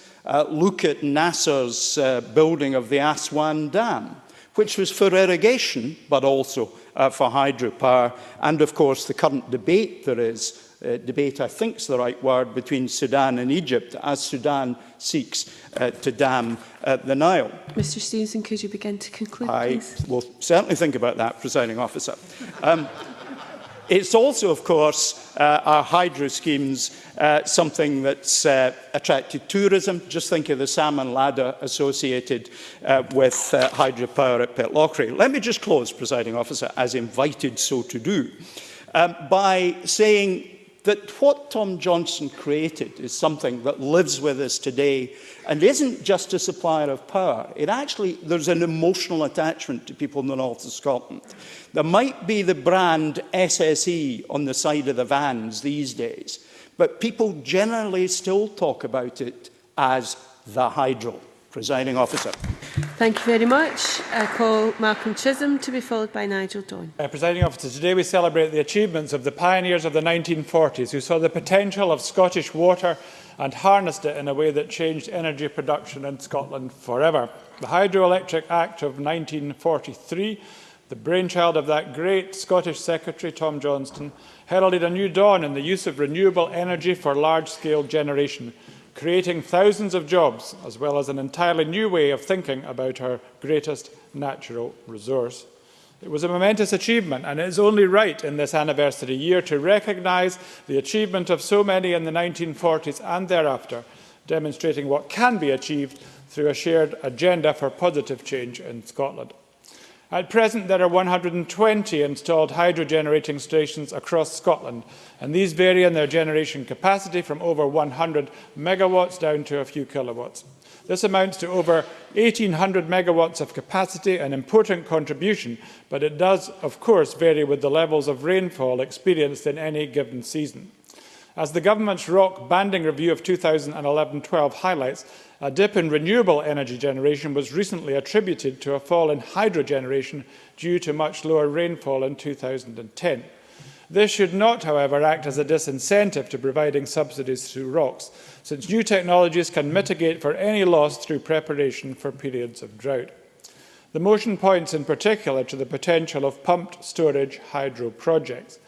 Pumped storage schemes involve two bodies of water at different heights, so that during periods of low demand for power, electricity from other renewable sources can be used to pump water from the lower loch to the upper reservoir. The water is then released later to create energy at a time when demand is high. At present, there are 4 pumped storage schemes in the UK, and as they were designed mainly to cope with brief imbalances in the grid, none of these has sufficient storage volume to generate at full capacity for an extended period. To ensure hydropower continues to be seen as a valuable and innovative source of clean energy, pumped storage plants must move towards longer running cycles.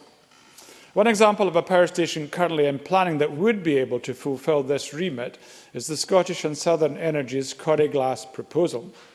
As SSE highlight, there is significant elevation of around 500 metres between the upper and lower reservoir sites over a relatively short distance, making the area ideal for the development of a pump storage system. If the plans come to fruition and consent is granted, Corrie Glass will have an installed capacity of 600 megawatts, will be capable of storing up to 30 gigawatts, and at times of energy shortage will have a running time of up to 50 hours.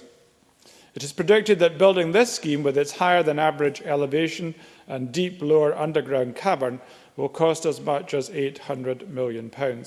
The decision rests with ministers, but as the briefing from Scottish Renewables highlights, it is still unclear as to how pump storage will be supported in the future. This makes investment decisions difficult. It is therefore essential that the Department of Energy and Climate Change clarifies whether support for pumped storage will be part of the electricity market reform process, and that it works closely with developers to ensure support is suitable for unlocking the necessary investment. More generally, the Scottish Renewables briefing points out that hydropower currently receives higher levels of support under the renewables obligation in Scotland than in England and Wales, namely 1 ROC as opposed to 0.7. It is still unclear, however, how this higher level of support will be transposed into the UK-wide system proposed under electricity market reform. In order for development to continue, it is crucial that existing support levels for hydropower are retained within the feed-in tariff with contracts for difference. This point reminds me of the more general question I raised in the recent electricity market reform debate about how current devolved ROC powers would operate under contracts for difference. I'd like to turn now to micro-hydropower in terms of community ownership. One route to that is through Forestry Commission Scotland, which is currently working with a number of energy developers to build wind and hydro projects on national forest land. An integral part of this project has been to ensure that communities benefit from these developments and also have the ability to pursue renewable projects of their own.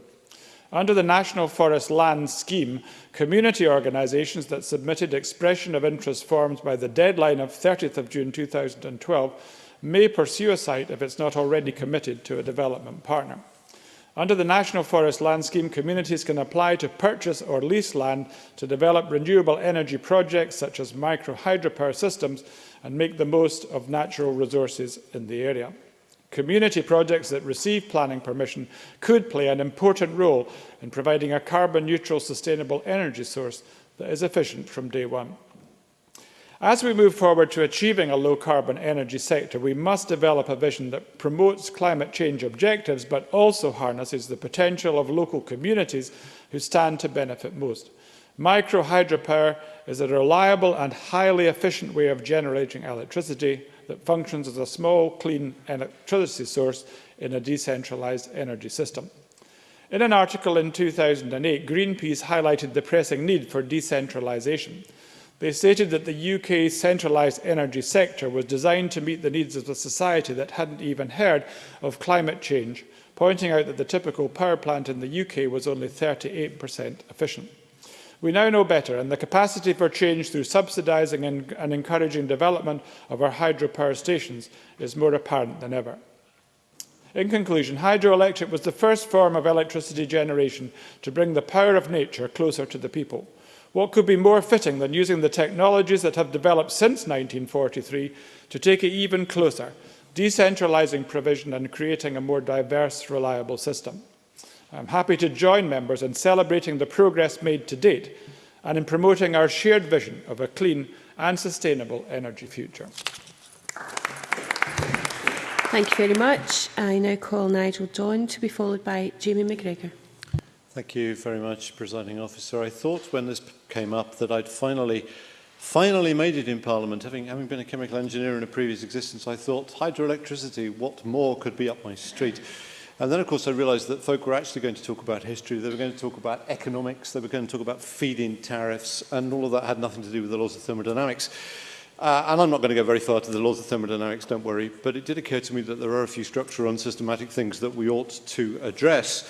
One of which, of course, is the fact that in the days since Mary Scanlon's monks were disrupting the organ playing, of course, we now have a very large grid system. I suspect there is continuous copper from here to pretty much everywhere, bar New Zealand and Australia. I stand to be corrected on that.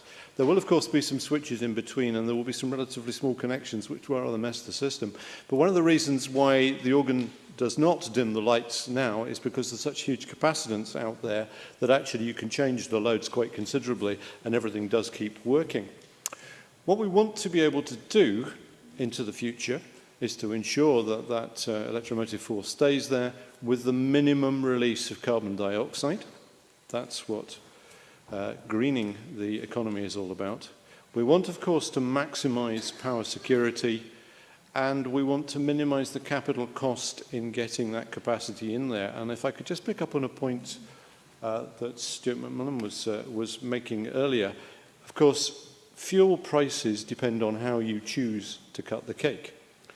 What does the best job for minimising fuel poverty is to have the power available at the cheapest price. Because if you minimise the cost rather than the price, if the cost is as low as it can be, then we have the best opportunity to eliminate fuel poverty.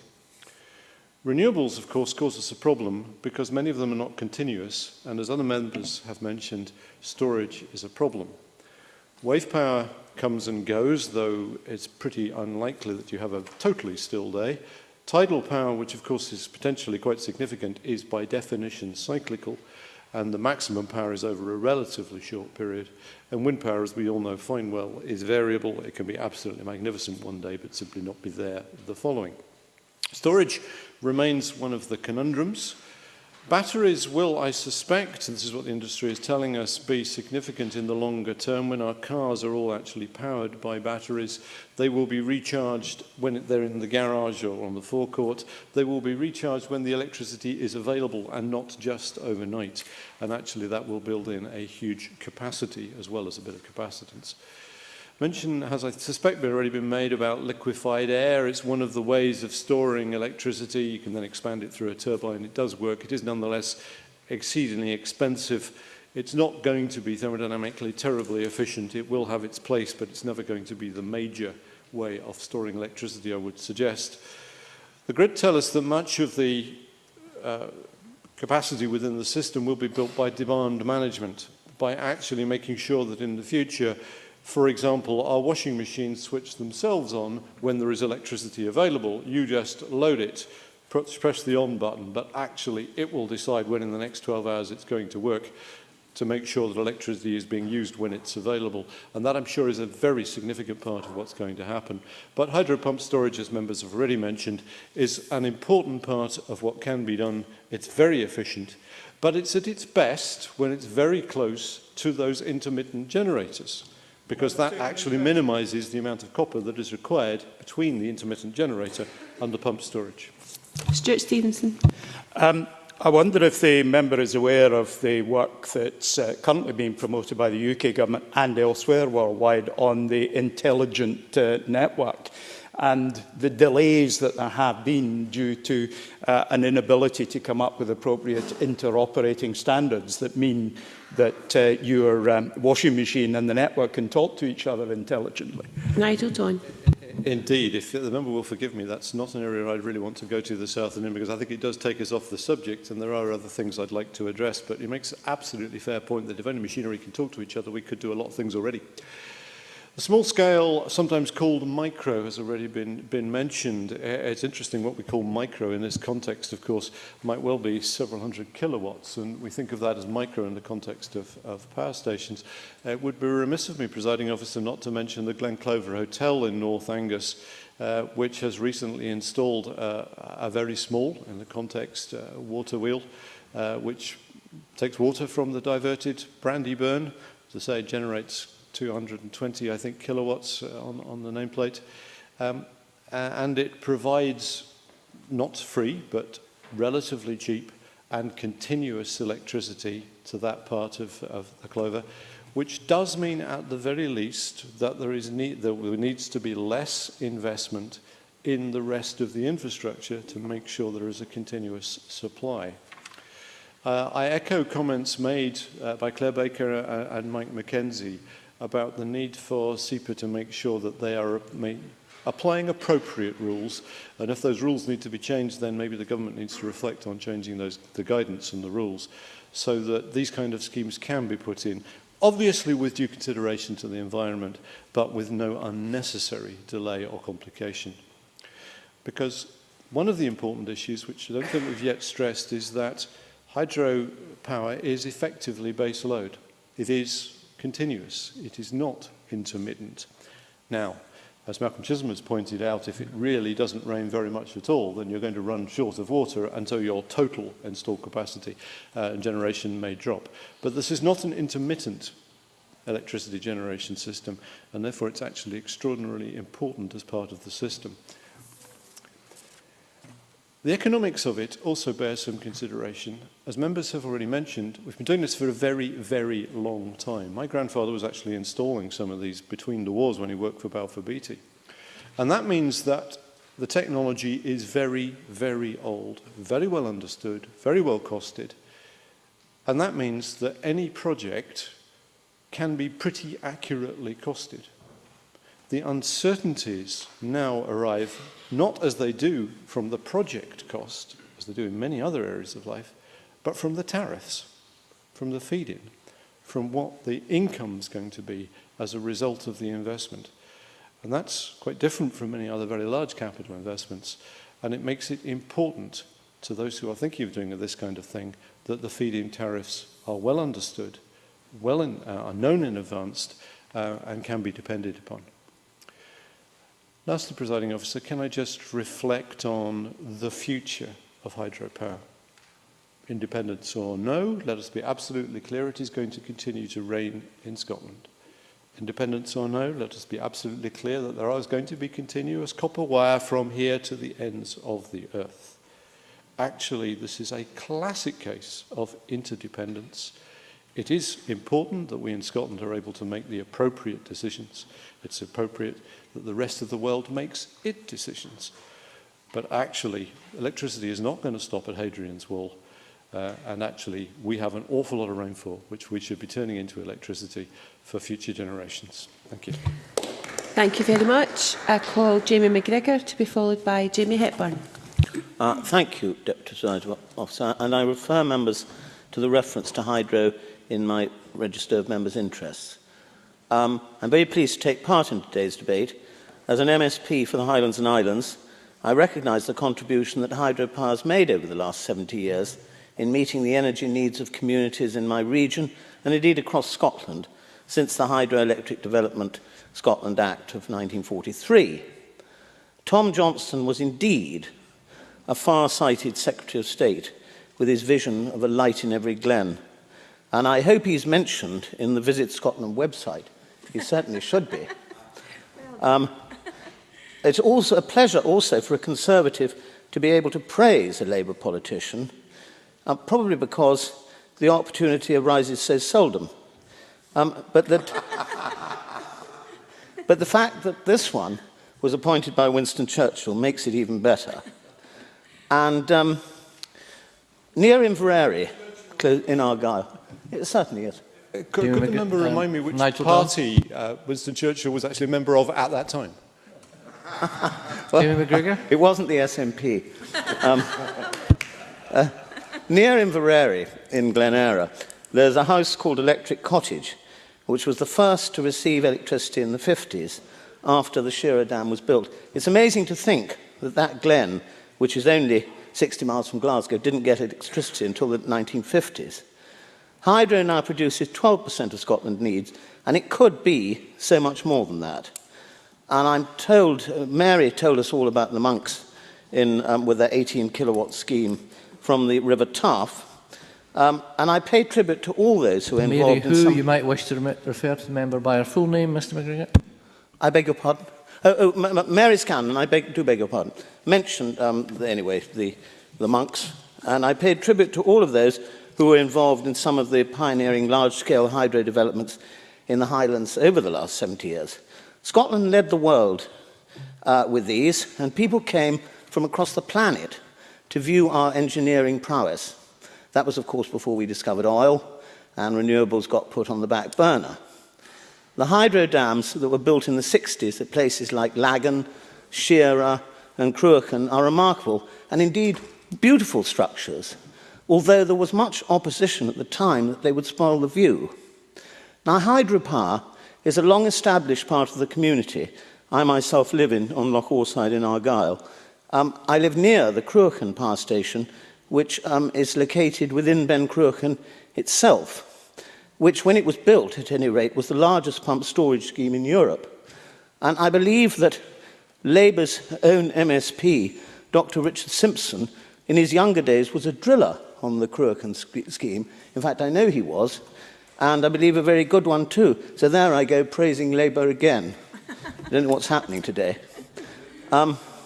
But I would encourage any colleague who happens to be in Argyll over the summer to come and visit the Hollow Mountain Visitor Centre at Loch Orr, which is a fantastic and a very interesting attraction. Now, Scottish Conservatives are positive about the part that the development of new hydro schemes, in particular micro and small-scale hydro schemes, can play in meeting Scotland's energy needs, providing a reliable source of energy and meeting renewable targets. New technology has multiplied the amount of electricity that can be generated from relatively small burns with a steep drop. We are also conscious that there is potential for expanding or improving the efficiency of the existing facilities, especially those run-of-the-river facilities, which may be a bit old-fashioned. The most modern plants can achieve energy conversion rates topping 90%, and we would strongly support community ownership of micro and small-scale hydro projects where it is appropriate. A report for the Scottish Government, published in January 2010, suggested a combined potential capacity of 1,204 megawatts could be achieved from over 7,000 small hydro schemes. Almost all of these were smaller than 5 megawatts capacity, and 3,008 of the total were identified as being in the Highland region. This report, unlike previous ones, took account of micro-hydro schemes under 100 kilowatts. The Scottish Government suggests a 100 kilowatt scheme operating with an average annual output could generate enough electricity to power over 50 homes every year. The report also identified the potential for hundreds of new jobs being created from these developments. Many of the schemes are on Forestry Commission Scotland land. Now, the Forestry Commission, I know, have delegated some of their renewable assets to partners, and we would encourage them to continue to develop more schemes on their publicly owned land. But we are very aware, too, of the significant challenges that can face those who wish to harness the power of micro and small hydro schemes. These are set out in Scottish Renewable's very useful briefing for today's debate, and they include feed-in tariff digression and grid connection delays. Improving grid connection is fundamental and, of course, affects other types of renewables as well. Scottish Renewables is correct to argue that network operators must continue to make the case for strategic investments in grid upgrades. I recently spoke to a potential developer on Loch Tay who had been promised and paid for a grid connection in 2013. It was then moved to 2015, and now he's heard rumours that it will not be till 2017 that he gets his connection. And building even small schemes can cost millions. So how can these small developers budget if the goalposts on grid capacity are constantly moved? This is frankly really not good enough.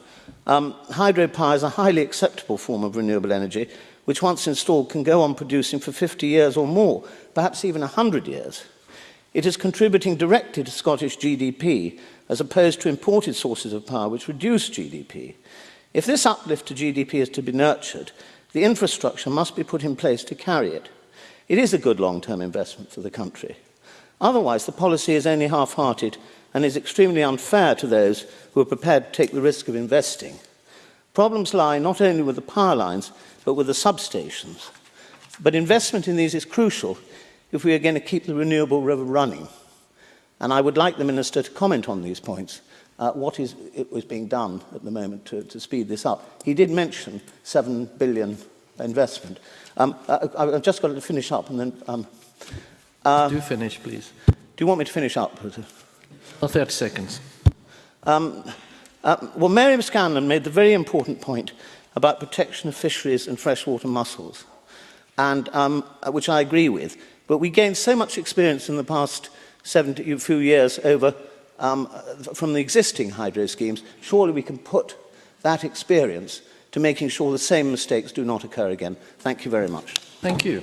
Appreciate that. Thank you. I can now call on Jamie Hepburn to be followed by Dr. Elaine Murray. Thank you, President Officer, and in welcoming today's debate, let me apologise to you and other members at the outset. My contribution will suffer a deficiency of information about monks, salmon and talking washing machines. Unfortunately, I have a paucity of detail on such matters, but I am very happy to contribute to today's debate because this Parliament has had over, I think it's lifetime, a strong commitment to tackling climate change, to reducing carbon emissions. We have seen from the Scottish Government strong commitment to renewable energy. The Government has set ambitious targets, and we are well on the way to achieving them. I thought we had a very pertinent time for reflection today. Presiding Officer, I certainly thought it was of more interest and relevance to people out there than the line of questioning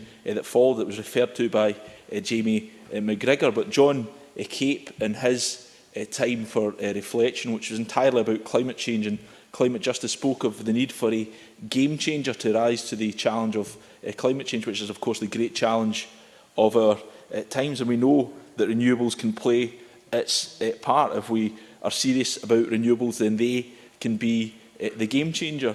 And we know that of the mix needed, hydropower is proven to deliver. According to Scottish Renewables, 12% of our electricity now comes from hydropower. Stuart McMillan pointed out earlier that in 1930 Scotland had 45 megawatts of large-scale hydro, while the rest of the UK had the same.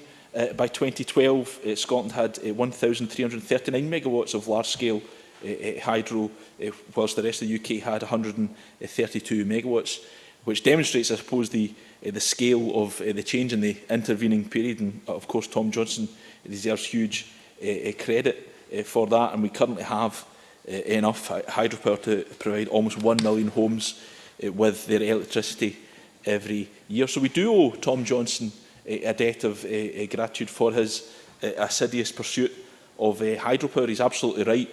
It is absolutely right that we have this debate to mark the 70th anniversary of the Hydroelectric Development Act. And mentioning the 1943 Act, I want to turn to Mary Scanlon's contribution, because I thought it was interesting to hear her suggestion. I think I picked her up correctly. I'm sure she'll correct me if I'm wrong, that the Act should be strengthened and enforced in relation to the environmental impact that hydropower schemes can have. But we will, of course, and I see she's indicating I'm correct, will of course struggle to strengthen and enforce the 1943 Act, because it was of course repealed by the Tories under Margaret Thatcher in 1989. But nonetheless, I suppose the fundamental point is that we should learn the lessons of the intervening period, and I think she was right to place that point on the record. Give way. Indeed, yes. Mary Scanlon. Sorry, I promoted you long before you were likely to be. Can I just say that Mrs Thatcher is no longer with us, and what I'm asking is that in terms of hydropower in rivers, the SNH, SEPA and councils ensure that there's an environmental impact assessment that is adhered to. And in fact, I have spoken to SNH and SEPA, and they are now doing much more work. So I don't really need any nasty comments. It was a constructive point I made, and I think it is something that is being taken on board by the Minister and the two agencies. Okay, well, I thank Mary Scanlon for her perspective on my own prospects. I'll keep my perspective on her prospects to myself. In terms of nasty comments, I rather suggest I was actually saying that I think Mary Scanlon was right to place that point in the record. Perhaps you can check the official record or the official report and reflect on the fact that I was actually welcoming the points that she made rather than actually attacking her. I hope she can reflect on that point. Anyway, I think the point I was hoping to make, Presiding Officer, and the more fundamental point I was trying to make, is that whilst it is right to have this debate to commemorate the anniversary of the now defunct Hydroelectric Development Act, which is an important part of Scotland's history, I think more importantly today's debate allows us to consider what part that hydropower might play in Scotland's future. As I've already said today, 12% of electricity generated in Scotland comes from hydropower. The question that we should pose of ourselves is, how do we increase the percentage of electricity generated by that source? Well, we can see what the Scottish Government has set out as its ambitions. We know that it has the idea of Scotland being developed as a hydro nation. And we saw the Water Resources Scotland Act 2013, which not only looked at the structure of Scottish water, it also placed the general duty on Scottish ministers to take steps to ensure the development of the value of Scotland's water resources. Clearly, hydropower has to form part of that agenda. And we've also seen action from the Scottish Government in relation to maintaining the level of support through renewables obligation certificate, as opposed to the proposal across the rest of the UK to reduce the value of that scheme elsewhere in the UK. And indeed, we've seen the Government publishing online planning advice for hydro schemes, which encourages planning authorities to include hydropower development in their spatial plans. So we are seeing action from the Scottish Government to encourage and foster new developments in the area of hydropower. And indeed, in recent years, we have seen developments. We saw the £30 million scheme near Ardross receiving planning permission in May 2013. We saw the Glendale scheme opened in 2009. I'm aware that scheme has had its troubles, but I'm delighted to see that operations are back underway. And on a smaller scale, in March of this year, the Deputy First Minister launched the UK's first DIFGEN hydro at Denny, or near Denny, I should say, which is not far from my own constituency, which I think is a great example of utilising existing infrastructure to help generate energy on a smaller scale, but helping to make Scotland a greener place. We have the potential here, President Officer, we have the legacy, but we also have the future of this industry, and I'm confident with the right support, the right determination, we can harness the thus far untapped potential and ensure that hydropower is an important part of Scotland's story for 70 years and more to come. Many thanks. I now call on Dr Elaine Murray to be followed by Chick Brodie. Up to 7 minutes, please. Thank you, Presiding Officer. Mary Scanlon had a great exposition of the species that she champions in her opening speech, and I have since been unsuccessfully attempting to see how I can insert the natterjack toad or the tadpole shrimp into my particular contribution. Scotland currently has 145 hydroelectric schemes producing 12% of Scotland's electricity, with a capacity of around 1,500 megawatts. Malcolm Chisholm, Claire Baker and the Minister himself made reference to the large-scale pump storage schemes planned for the Great Glen, which would have a combined generation capacity of 900 megawatts. It's interesting that these are the first pump schemes to be potentially to be developed in the United Kingdom for 35 years. That is part of the current theme, I think, of the story of hydropower, is the rediscovery and redevelopment of older technologies. Possibly the main opportunity for expansion now, of course, of hydropower is in developing several thousands of small hydro schemes with individual capacities of under 5 megawatts, including the run-of-river hydroelectric schemes. More than half of Scotland's current hydroelectric plants are in the Highlands. However, there are 6 in Dumfries and Galloway, Carsfad, Drumjohn, Earlstoun, Glenlee, Kendoon and Tongland. None of these are actually in my constituency, but I do have the permission of the Galloway and West Dumfries member, Alex Ferguson, to make mention of his constituency in this context. The Galloway hydroelectric power scheme is operated by Scottish Power these days. It draws water from the River Ken, River Dee and River Doon through reservoirs at Lochdoon, Kendoon, Carsfad, Clatteringshaws and Tongland. And this scheme is still capable of production power of around 106 megawatts. It predates the Scottish Hydroelectric by some years, having been authorised by the Galloway Water Power Act of 1929 and built between 1932 and 1936. And the stations, indeed, are of particular interest, having been designed by Sir Alexander Gibb, and they are amongst some of Scotland's very earliest modernist buildings and are now listed. Tongland Power Station, for example, outside Kirkcudbright, is a very impressive Grade A listed building with large windows, which really doesn't look like a power station at all. In fact, it reminds me slightly of St Andrew's House for some reason, and it is a considerable tourist attraction. But even despite the architectural merit of these power stations, they are actually some of the least expensive built in the United Kingdom at a total cost of only £3 million. However, I think Mike Mackenzie mentioned that hydroelectric schemes were controversial at the time, and indeed the local poet, W.G.M. Dobie, wrote, "A raider comes today who kills the glory of our glens and hills with unheroic acts and bills and private legislation. The company promoter's pen will damn the Duke and damn the Ken and damn the Dee. Oh, damn the men who plan such desecration." So a controversy surrounds power generation of all sorts. The Galloway hydropower scheme makes use of the large-scale locks and rivers in Galloway. However, I believe that there is much potential for smaller hydro schemes in the east of the region, my own constituency. Indeed, it would make a change from wind turbine applications. Small-scale hydro schemes are not new, of course, because rivers have powered mills in centuries past. The Robert Burns Centre in Dumfries is situated in the town's 18th century watermill. And during the first half of the 20th century, the River Nith powered a low-head turbine which drove a 100-kilowatt DC generator in the mill, which supplied power to the Trequeer area in Maxwellton. And I think that powered that area for a number of decades. But much more recently, hope has been expressed that power might again be generated by the waters of the Nith.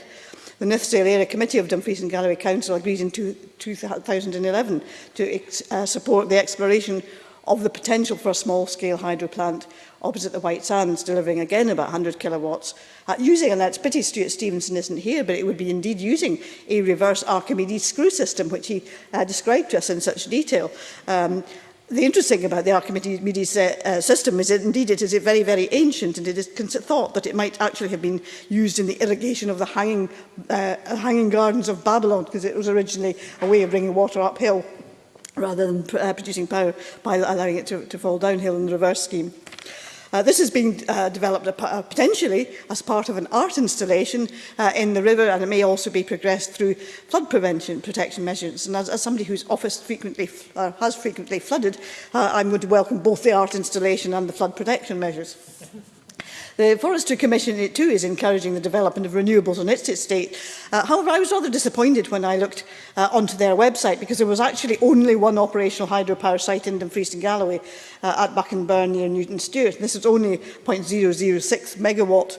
And given the extent of forestry land in the region, I think there must be considerable potential for small-scale hydro development, which is so far untapped.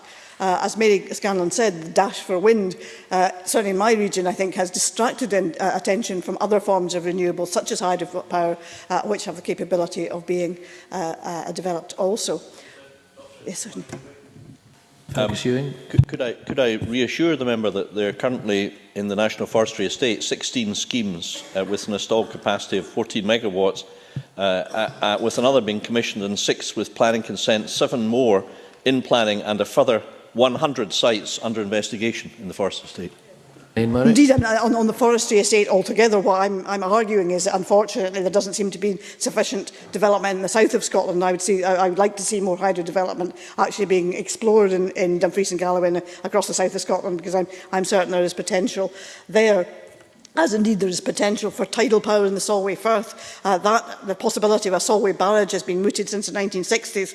It was revived again in 2006, but a report commissioned by Scottish Enterprise suggests that it could be extremely expensive and rather environmentally sensitive, although it's since been proposed that the use of spectral marine energy converters attached to a bridge structure might actually enable a tidal power of an estimated output of 180 megawatts to be powered that way.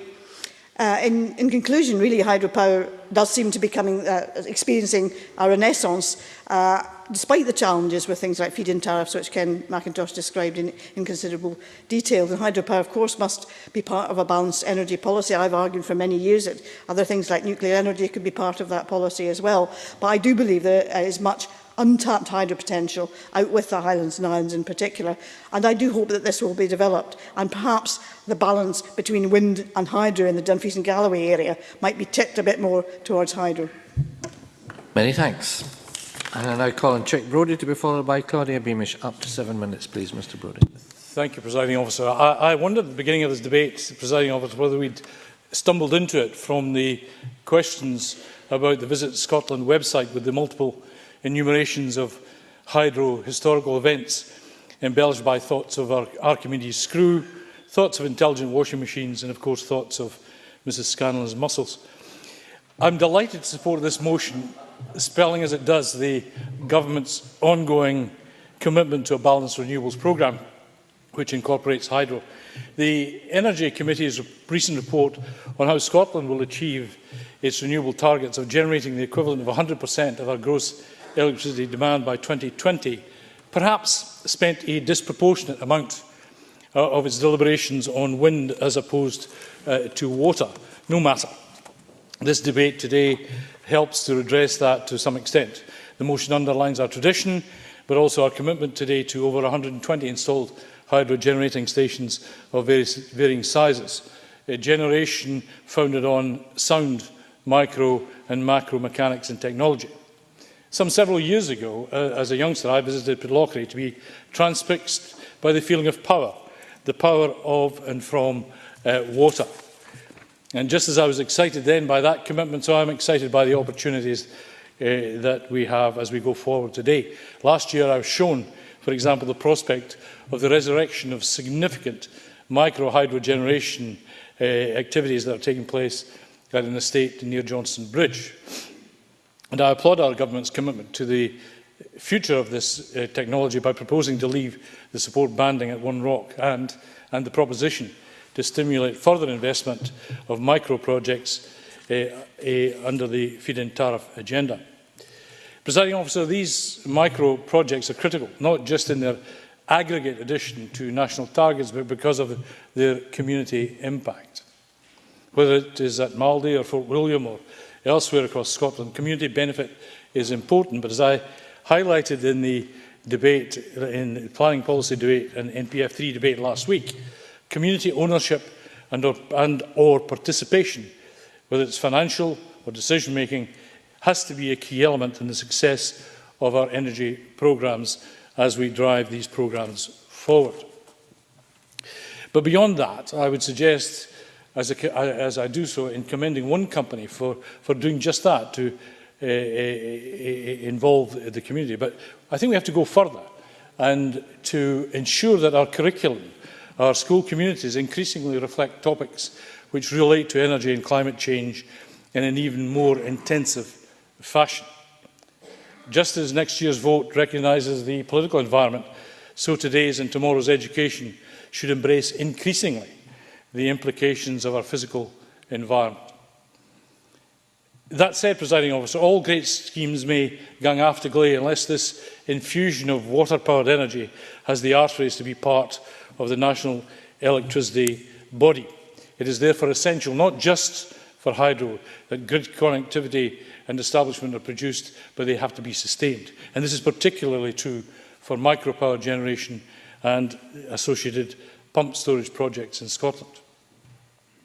Presiding Officer, the fortune of God-given natural assets on and offshore wind and inland and offshore water, including marine and tidal, and indeed the possibility of solar farms, puts Scotland in a good place. But not only, Presiding Officer, in terms of what it delivers indigenously to Scotland and its potential to export electricity to England and Europe, but also to export our technology in the development of our skills and, in so doing, further increase and increment job opportunities.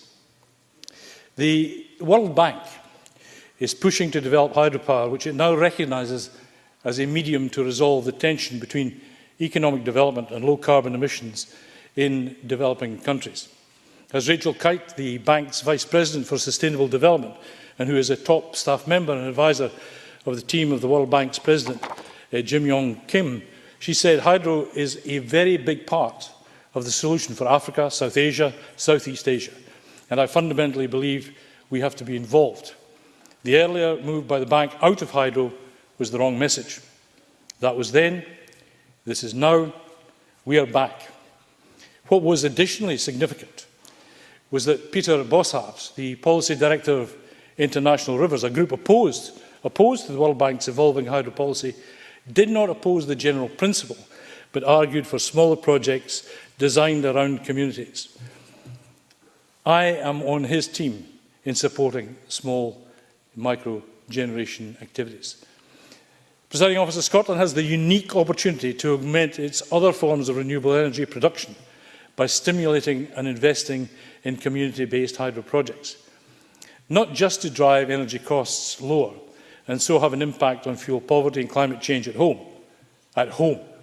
but also abroad to develop and export the historical expertise that we have and so do the same internationally. Many thanks. I now call on Claudia Beamish, after which we'll move to the closing speeches. Ms Beamish, up to 7 minutes, please. Thank you, Presiding Officer. As members are keenly aware at this stage in the debate, hydroelectric power is firmly rooted in Scotland's post-war history and indeed from the many points made by members in our future. Johnston is indeed now widely regarded as one of the most influential of Scottish politicians, not just for championing large-scale hydropower, but also for vigorously promoting Scotland and Scottish interests in Cabinet. However, it was, of course, his vision to diversify electricity production in Scotland by taking advantage of the vast untapped potential of hydropower that cemented his place in history, part of which we celebrate today. Johnston believed that hydropower would be instrumental in developing the economy of the Highlands, and he was indeed correct. I have certainly as well enjoyed and found it fascinating to have, as a long-term history student, to be part of a history lecture today, although it was somewhat fragmented, from Egypt to ancient Greece to the Hanging Gardens of Babylon through to the present day. Indeed. Bob Gibson. Thank you, Presiding Officer. I wonder if we would agree that the modern view is that most hydro schemes enhance the upland landscape. But does the member know that the Earl of Airlie, who was the first Hydro Board chairman, got pelters from his landlord friends, and indeed that his son was blackballed from the Perthshire Hunt because of his father's job? However, 50 years later, the blackballed and current Earl actually met with his accuser, and his accuser agreed that the hydro schemes had improved the landscape of Perthshire. I wonder if the member would agree with me. Beamish. I thank Rob Gibson for that further historical analysis and intervention. I indeed agree with him about that. I also agree with him, I'm sure he will agree with me rather, about the issue of the abolition of the hunt, which is another issue for another debate, hopefully never. While Johnston's vision did not initially gain the traction needed to truly bring hydropower into the centre stage, he'll be pleased to know that we now produce between 10 and 12% of our electricity from this power source. Naturally, when he was laying the foundations of hydropower in the 1940s, he was, as everyone was in that time, blissfully unaware of the effect of carbon emissions on our climate. As I've already suggested, Johnston's main motivation for championing hydropower was the economic prosperity of the Highlands. But this early foray into the world of renewables has proved particularly fortuitous, as it has become invaluable in terms of fighting climate change. I'm sure members will not need reminding of our commitment to reducing our carbon emissions. As we all know, the Scottish Government has missed the first two emissions targets, making the likelihood of achieving the first main target of 2020 increasingly challenging. I think we all agree that much needs to be done if we are to catch up with our targets and be on course for 2020. Of course, there are a number of other means of achieving the required reduction in emissions through measures such as energy efficiency in homes particularly, and increased use of public transport. But as the Scottish Government has repeatedly asserted, renewable energy is the way forward. Indeed, the Scottish Government's goal for electricity generation of having 100% of gross electricity consumption being provided by renewables by 2020 is a challenge indeed. If this challenge is to be met, then hydropower has an important role and perhaps has been underplayed recently until now in spite of recent project announcements. I would argue we should be further developing hydropower as part of the spectrum of renewable energy. While wind and tidal have a part to play, traditional hydropower should not be neglected, and I think this debate today has reinforced that view. This is a tried and tested technology which fits extremely well, of course, with our natural resources, and it's also relatively cheap when compared with some other sources of energy, including fossil fuels and nuclear. I am told that hydro technology developed 70 years ago has not changed in the main in its simplicity and its commercial feasibility. In my own region, indeed, of the south of Scotland, there are a number of examples of the benefits of hydro. The Falls of Clyde in South Lanarkshire host an electric power station and is a prime example of the large-scale power plant. The Lanark hydroelectric scheme was in fact the first one done in Scotland. Built in 1927, it actually predates by a number of years Tom Johnston's hydro campaign. It consists of a pair of similar stations, Bonington and Stone Byres, which are visited by many today on the River Clyde. Now run by Scottish Power, the station generates enough megawatts of power to power 11,000 households. Pumped hydro storage has been highlighted today by Malcolm Chisholm and by others, and it is indeed effective and proven, as shown over many years at Lanark and other places. Scottish Renewables stresses the number of benefits, including, I quote, balancing services, flexible fast response times, and ability to limit the incidence of elevated electricity prices. However, Scottish Renewables calls on DEC to clarify whether support for pumped storage will be part of the EMR process. And Malcolm Chisholm has also highlighted this issue and the possibility of longer run times, which I hope the Minister will comment on in his closing remarks. At the other end of the scale, of course, is micro-hydro. Small scale is part of a range of renewable opportunities, and sharing information between communities is essential. The Finchley Trust is going forward with a micro project which I looked at when I visited recently, and members of that trust came to Clydesdale to share community and energy insights, and this could be a model to follow elsewhere. And I'm pleased, like my colleague Claire Baker, that the Land Reform Review Group in its interim report has highlighted that renewable energy is one of its work streams going forward to phase 2. The opportunity for shared cooperative consultation services funded by government would help, I believe, to kickstart a lot of the community action, because some of the communities that I've come across and others of my colleagues have come across are rather flailing in where to go to get support and help. I also want briefly to highlight the concerns about the skills gap and in relation to microenergy as well, and the possibility of apprenticeships. And lastly, could the Minister tell the Chamber what steps Scottish Water is taking to facilitate micro-hydro within its remit? So, on the basis of many of these arguments, going forward, we in Scotland have a shared vision for the future of hydro, large and small. Let's ensure it happens. Thank you. Many thanks. And we now move to closing speeches, and I call on Murdo Fraser to speak for up to 7 minutes, please. Thank you, Deputy Presiding Officer. There's been an interesting debate. We had a number of history lessons in the course of it. In reverse order of antiquity, we had Mary Scanlon reminiscing about the monks in Fort Augustus playing the electric organ as the lights dimmed around the village.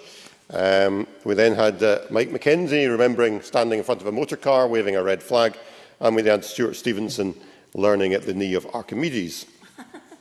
We had a number of references to Tom Johnson's legacy. Jamie McGregor made the point it is rare for Conservatives to praise a Labour politician. Some of us, of course, make an exception at the moment for Alistair Darling, at least in one context only, and only temporarily. But Tom Johnson's legacy was an important one. A number of members in the Chamber also mentioned family connections. My own father worked on the Glascarnock hydro scheme more than half a century ago. And I think the point the Minister made in his introduction about the economic benefit there was to the Highlands from the construction of the hydro schemes is a very important one. And in addition to that, what the Johnson project did was bring electricity to homes throughout the Highlands and Islands, which otherwise would not have had them. And it was of great social benefit as well as economic benefit. I think what we all see from all sides of this chamber is the opportunity ahead. Now, it's true to say there are limited opportunities now for large-scale hydro schemes. The Glendoe project, now fortunately generating power again after a short interruption, is one that perhaps is one of the last major schemes that we will see. But there is great opportunity for very small-scale schemes. I've seen a number myself in Highland Perthshire, where these can be very low impact on the environment, have very low visual impact, but nevertheless make a considerable contribution towards meeting renewable energy targets, at the same time as delivering a very good source of income to the farmers and landowners involved. Indeed, when the Economy, Energy and Tourism Committee were doing our inquiry into renewable energy, we visited one hydro scheme in Glenlyon, not the one I think Mary Scanlon was referring to that destroyed her beloved freshwater pearl mussels, but one slightly further upstream from that. And we saw for ourselves the impact that would have both on the local community, on the revenues of the local landowner and on the environment, and that was very beneficial. Despite his antiquity, Mike Mackenzie made an interesting contribution, and he made the interesting point about how it was that when the hydro dams were first constructed, there was opposition to them. And the point he tried to make, and this is reflected later in the debate by Rob Gibson, was, well, 50 years on, maybe we'll all just love wind farms as much as we now love hydro schemes. I'm not quite so sure, Deputy Presiding Officer, and I say that for two reasons. Firstly, because I think the visual impact of wind turbines in our rural areas is much more significant than that of hydro schemes. But secondly, there is an inherent problem with overdevelopment of wind power, and that is we have yet to overcome the issue of intermittency and lack of predictability. Yes, indeed. Rob Gibson. Presiding Officer, I wonder if the member would just accept that the complement of pumped storage hydro with wind farms is part of a balanced policy, and that wind on its own is not being advocated by this government, but is indeed part of a much wider energy policy suitable for Scotland. Murdo Fraser. Well, we have, I mean, I was about to address the point of pump storage. We have a long way to go in terms of building the pump storage capacity that would be required to balance out all the wind turbines that are being erected. And of course, there are issues with efficiency and cost of pump storage schemes, and these do require subsidy. And we need to remember that energy subsidy comes at a cost to the consumer. And this is simply not a question of writing a blank cheque. We have to make sure that there is a balance.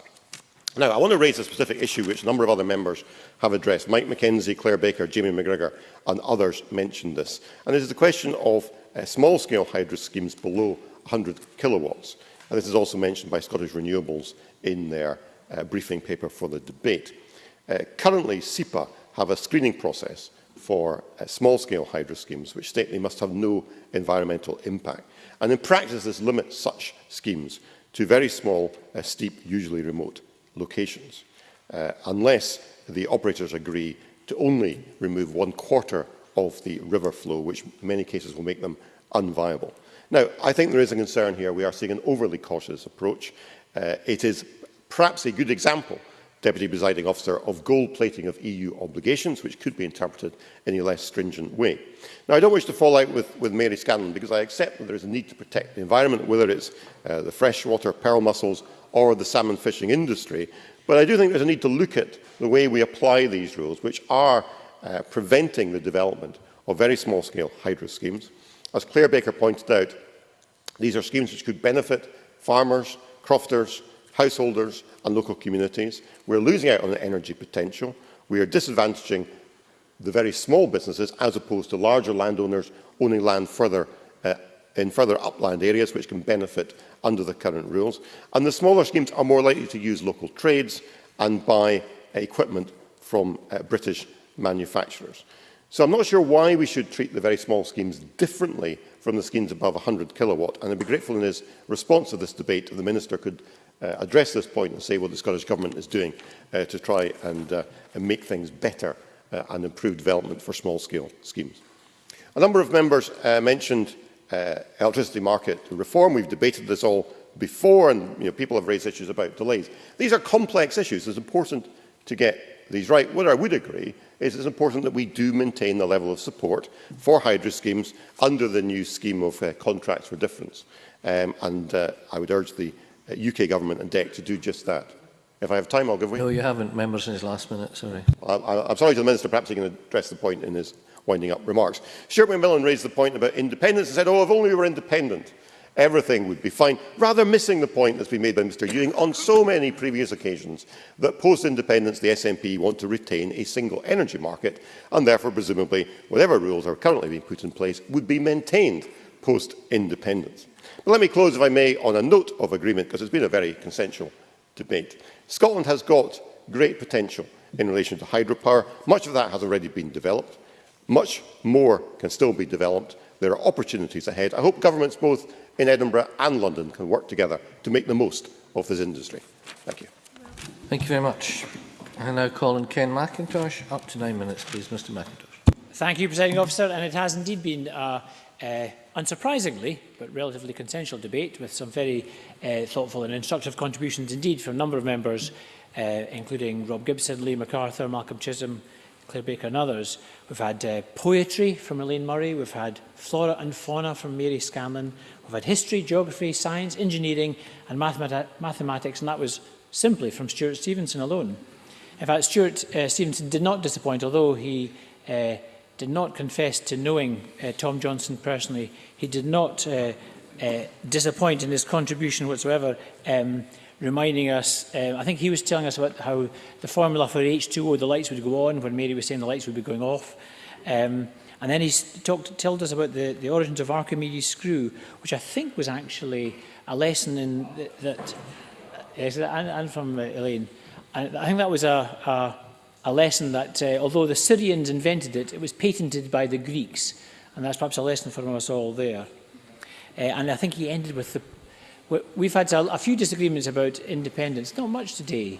And I think Stuart ended his contribution by talking about the politics of water in the Middle East, which I think left us all feeling that our own arguments are put in perspective. Now, there are a number of very substantial issues raised today.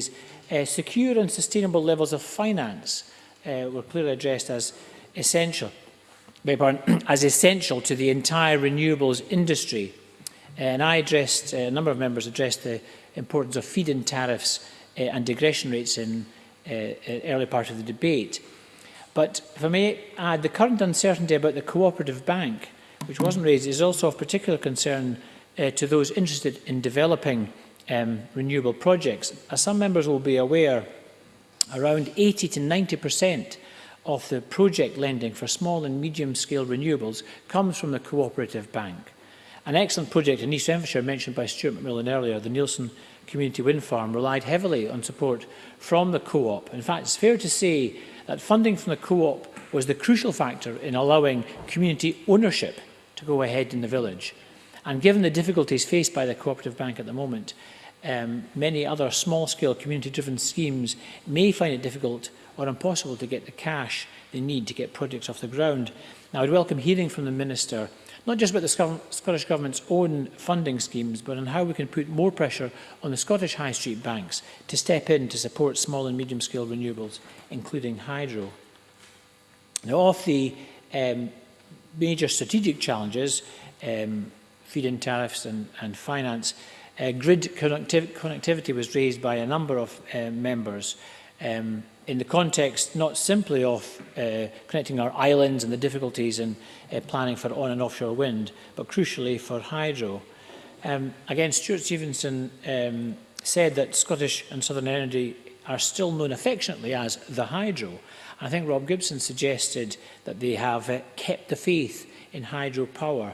But I'm also aware of those within the renewables industry who are concerned about the potentially conflicting role of Scottish and Southern and Scottish Power as providers of grid infrastructure as well as being generators themselves. Now, I know that there was a written submission to Murdo Fraser's committee about the 50 kilowatt limit imposed by Scottish and Southern Energy on the size of grid connections over much of rural Scotland, and I hope the Minister will keep an eye on this issue too. At times it strikes me as a bit of a Mexican standoff between the Scottish Government, the UK Government and the electricity companies about who will pick up the tab for what we all view as essential renewable investments. And I think that the renewables industry and the hydro industry in particular are less interested in who will blink first than in securing a stable future on which they can plan.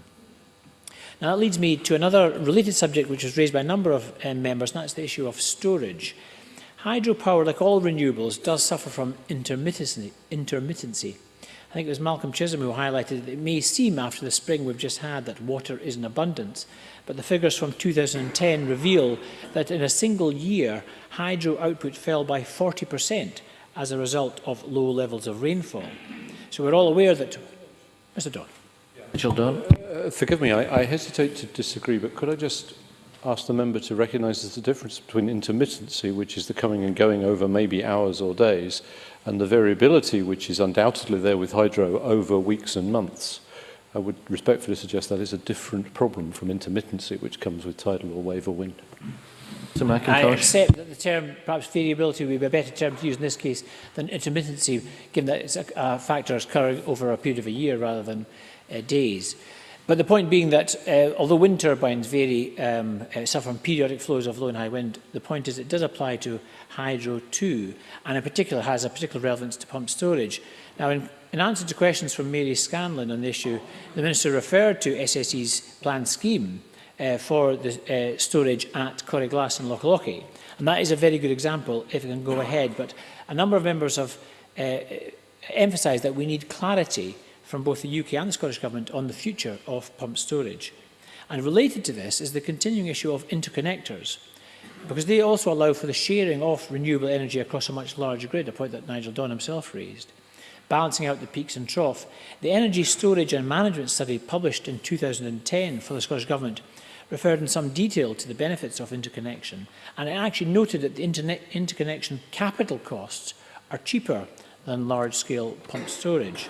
It was therefore of particular concern in March to learn that SSE was pulling out of the Scotland-Norway project, the interconnector, and that the cable to the north of England is now being pursued as the more viable option. And I would welcome any information the Minister has on the future of this particular project. Presiding Officer, there's another aspect of hydropower generation which Scotland can utilise that currently no other part of the UK can, and that is to use the huge hydro resources of Scottish Water, a public body, for the generation of hydroelectricity. Scottish Water is currently the single biggest consumer of electricity in Scotland, with an annual electricity bill of £40 million, consuming 1.5% of overall Scottish energy consumption. If nothing else, Scottish Water has the potential to utilise its water supply to reduce that electricity bill, but it also has the potential to feed into the grid and contribute to our overall hydro generation targets. They do currently have a number of schemes in progress. Existing schemes currently generate around 18 gigawatts per annum, and proposed schemes would add an additional 23 gigawatts, but that's a fraction of the 500 plus gigawatts used annually by Scottish Water. And as part of the Scottish Government's plan for a hydro nation, Labour would welcome more radical plans for Scottish Water. Now, a number of challenges have been raised by members in today's debate, and mostly raises issues of concern rather than criticism. I think the only break in the good temper of the debate was the interchange between Jamie Hepburn and Mary Scanlon. But on the issue of RPP2, it is unfortunately the case that the Scottish Government has now missed consecutive annual emission reduction targets. I think Claudia Beamish called it increasingly challenging to meet the interim target for 2020 of a 40,717,000 tonne equivalent CO2 reduction. Margaret McDougall and Mike Mackenzie, I think, exchanged comments on whether this was the fault of the UK Government or not. But I would simply observe that they are our targets and an incentive to us here in Scotland to do what we can. And again, I think we need greater clarity from the Minister about how we can, and particularly how hydro can contribute to that target. On the issue of green jobs, which wasn't, which raised by a couple of members, but is certainly of importance, the Scottish Government produced a study into the employment potential of Scotland's hydro resource. Now, I think the most optimistic scenario would be constrained by environmental and regulatory factors. But even their more realistic forecasts rely on educational and business support to ensure that skilled hydro engineers working, particularly in the micro-hydro sector, are retained in Scotland. I'm conscious that in Aberdeen, for example, where they are suffering from skills shortages, the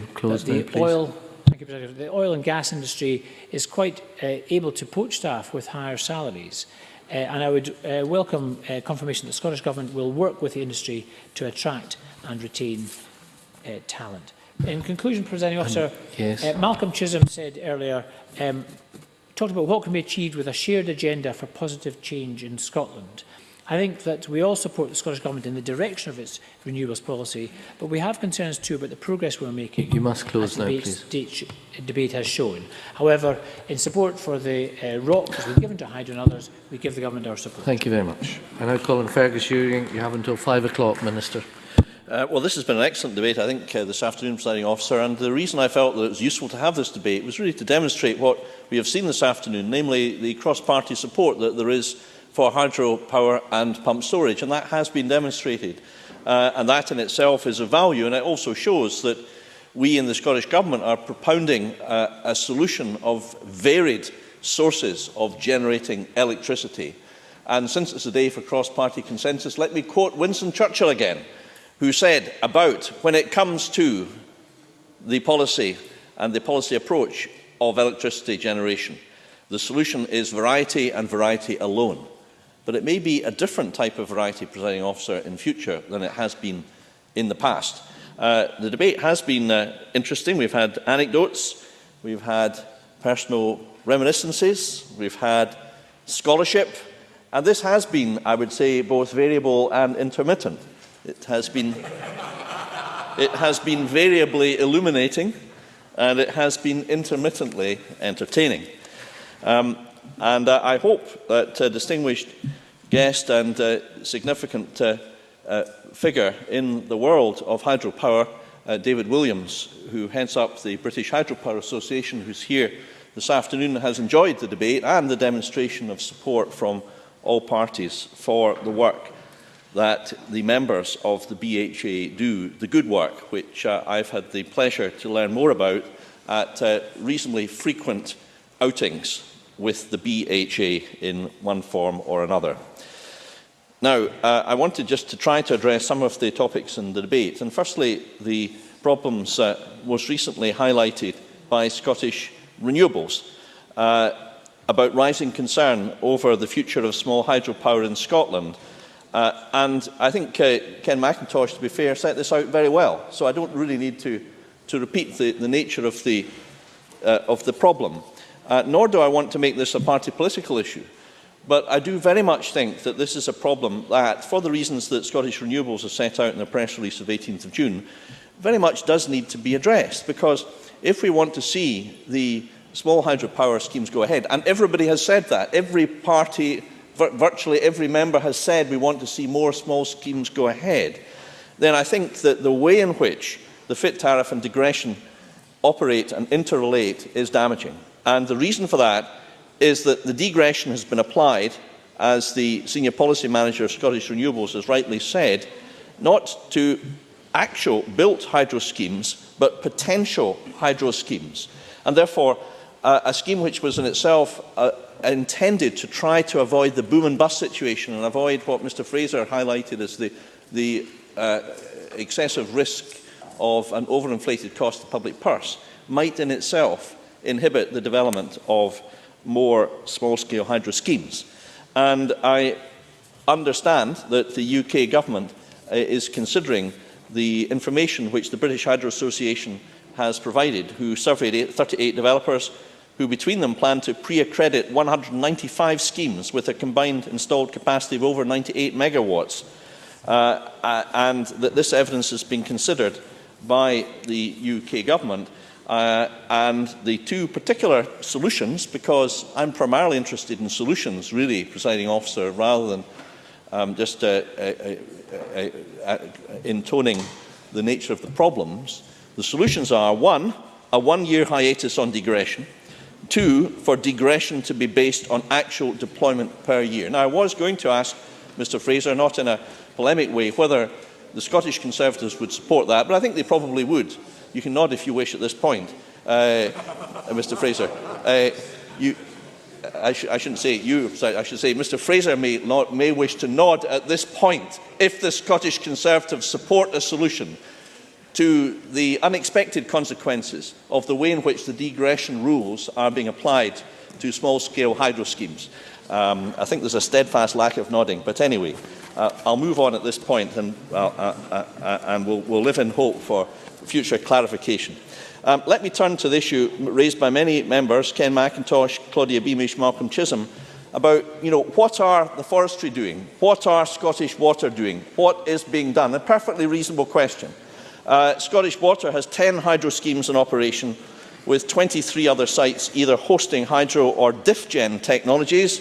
This is a new way of controlling pressure of water running through pipes whilst also generating green energy, and the Deputy First Minister launched the UK's first diff-gen hydro turbine on a strategic water main near Denny. So 10 in operation, 23 in development. The National Forestry Estate, as I I mentioned in an intervention to Dr. Elaine Murray, have 16 schemes with an installed capacity of 14 megawatts, another being commissioned, 6 with planning consent, 7 more in planning, and investigations into 100 more sites. SSE, of course, are proceeding with its scheme at Glassa in Rossshire, and that will be a major scheme, and it will bring great benefits. And Rob Gibson spoke about this, as did many other members. RWE, Npower Renewables and Green Highland Renewables are also taking forward a number of schemes. And I'd also like to address the point about community projects, which a number of members quite rightly again raised. We are determined to have as many community schemes in Scotland as possible. And we are determined to provide the advice, the assistance that is required for these schemes. That brings me to Shrek. That is not the lovable monster in the children's cartoon figure. It was the Scottish Highlands Renewable Energy Conference, where I had the opportunity to meet with many of the communities throughout Scotland who are successfully or about to create their own schemes.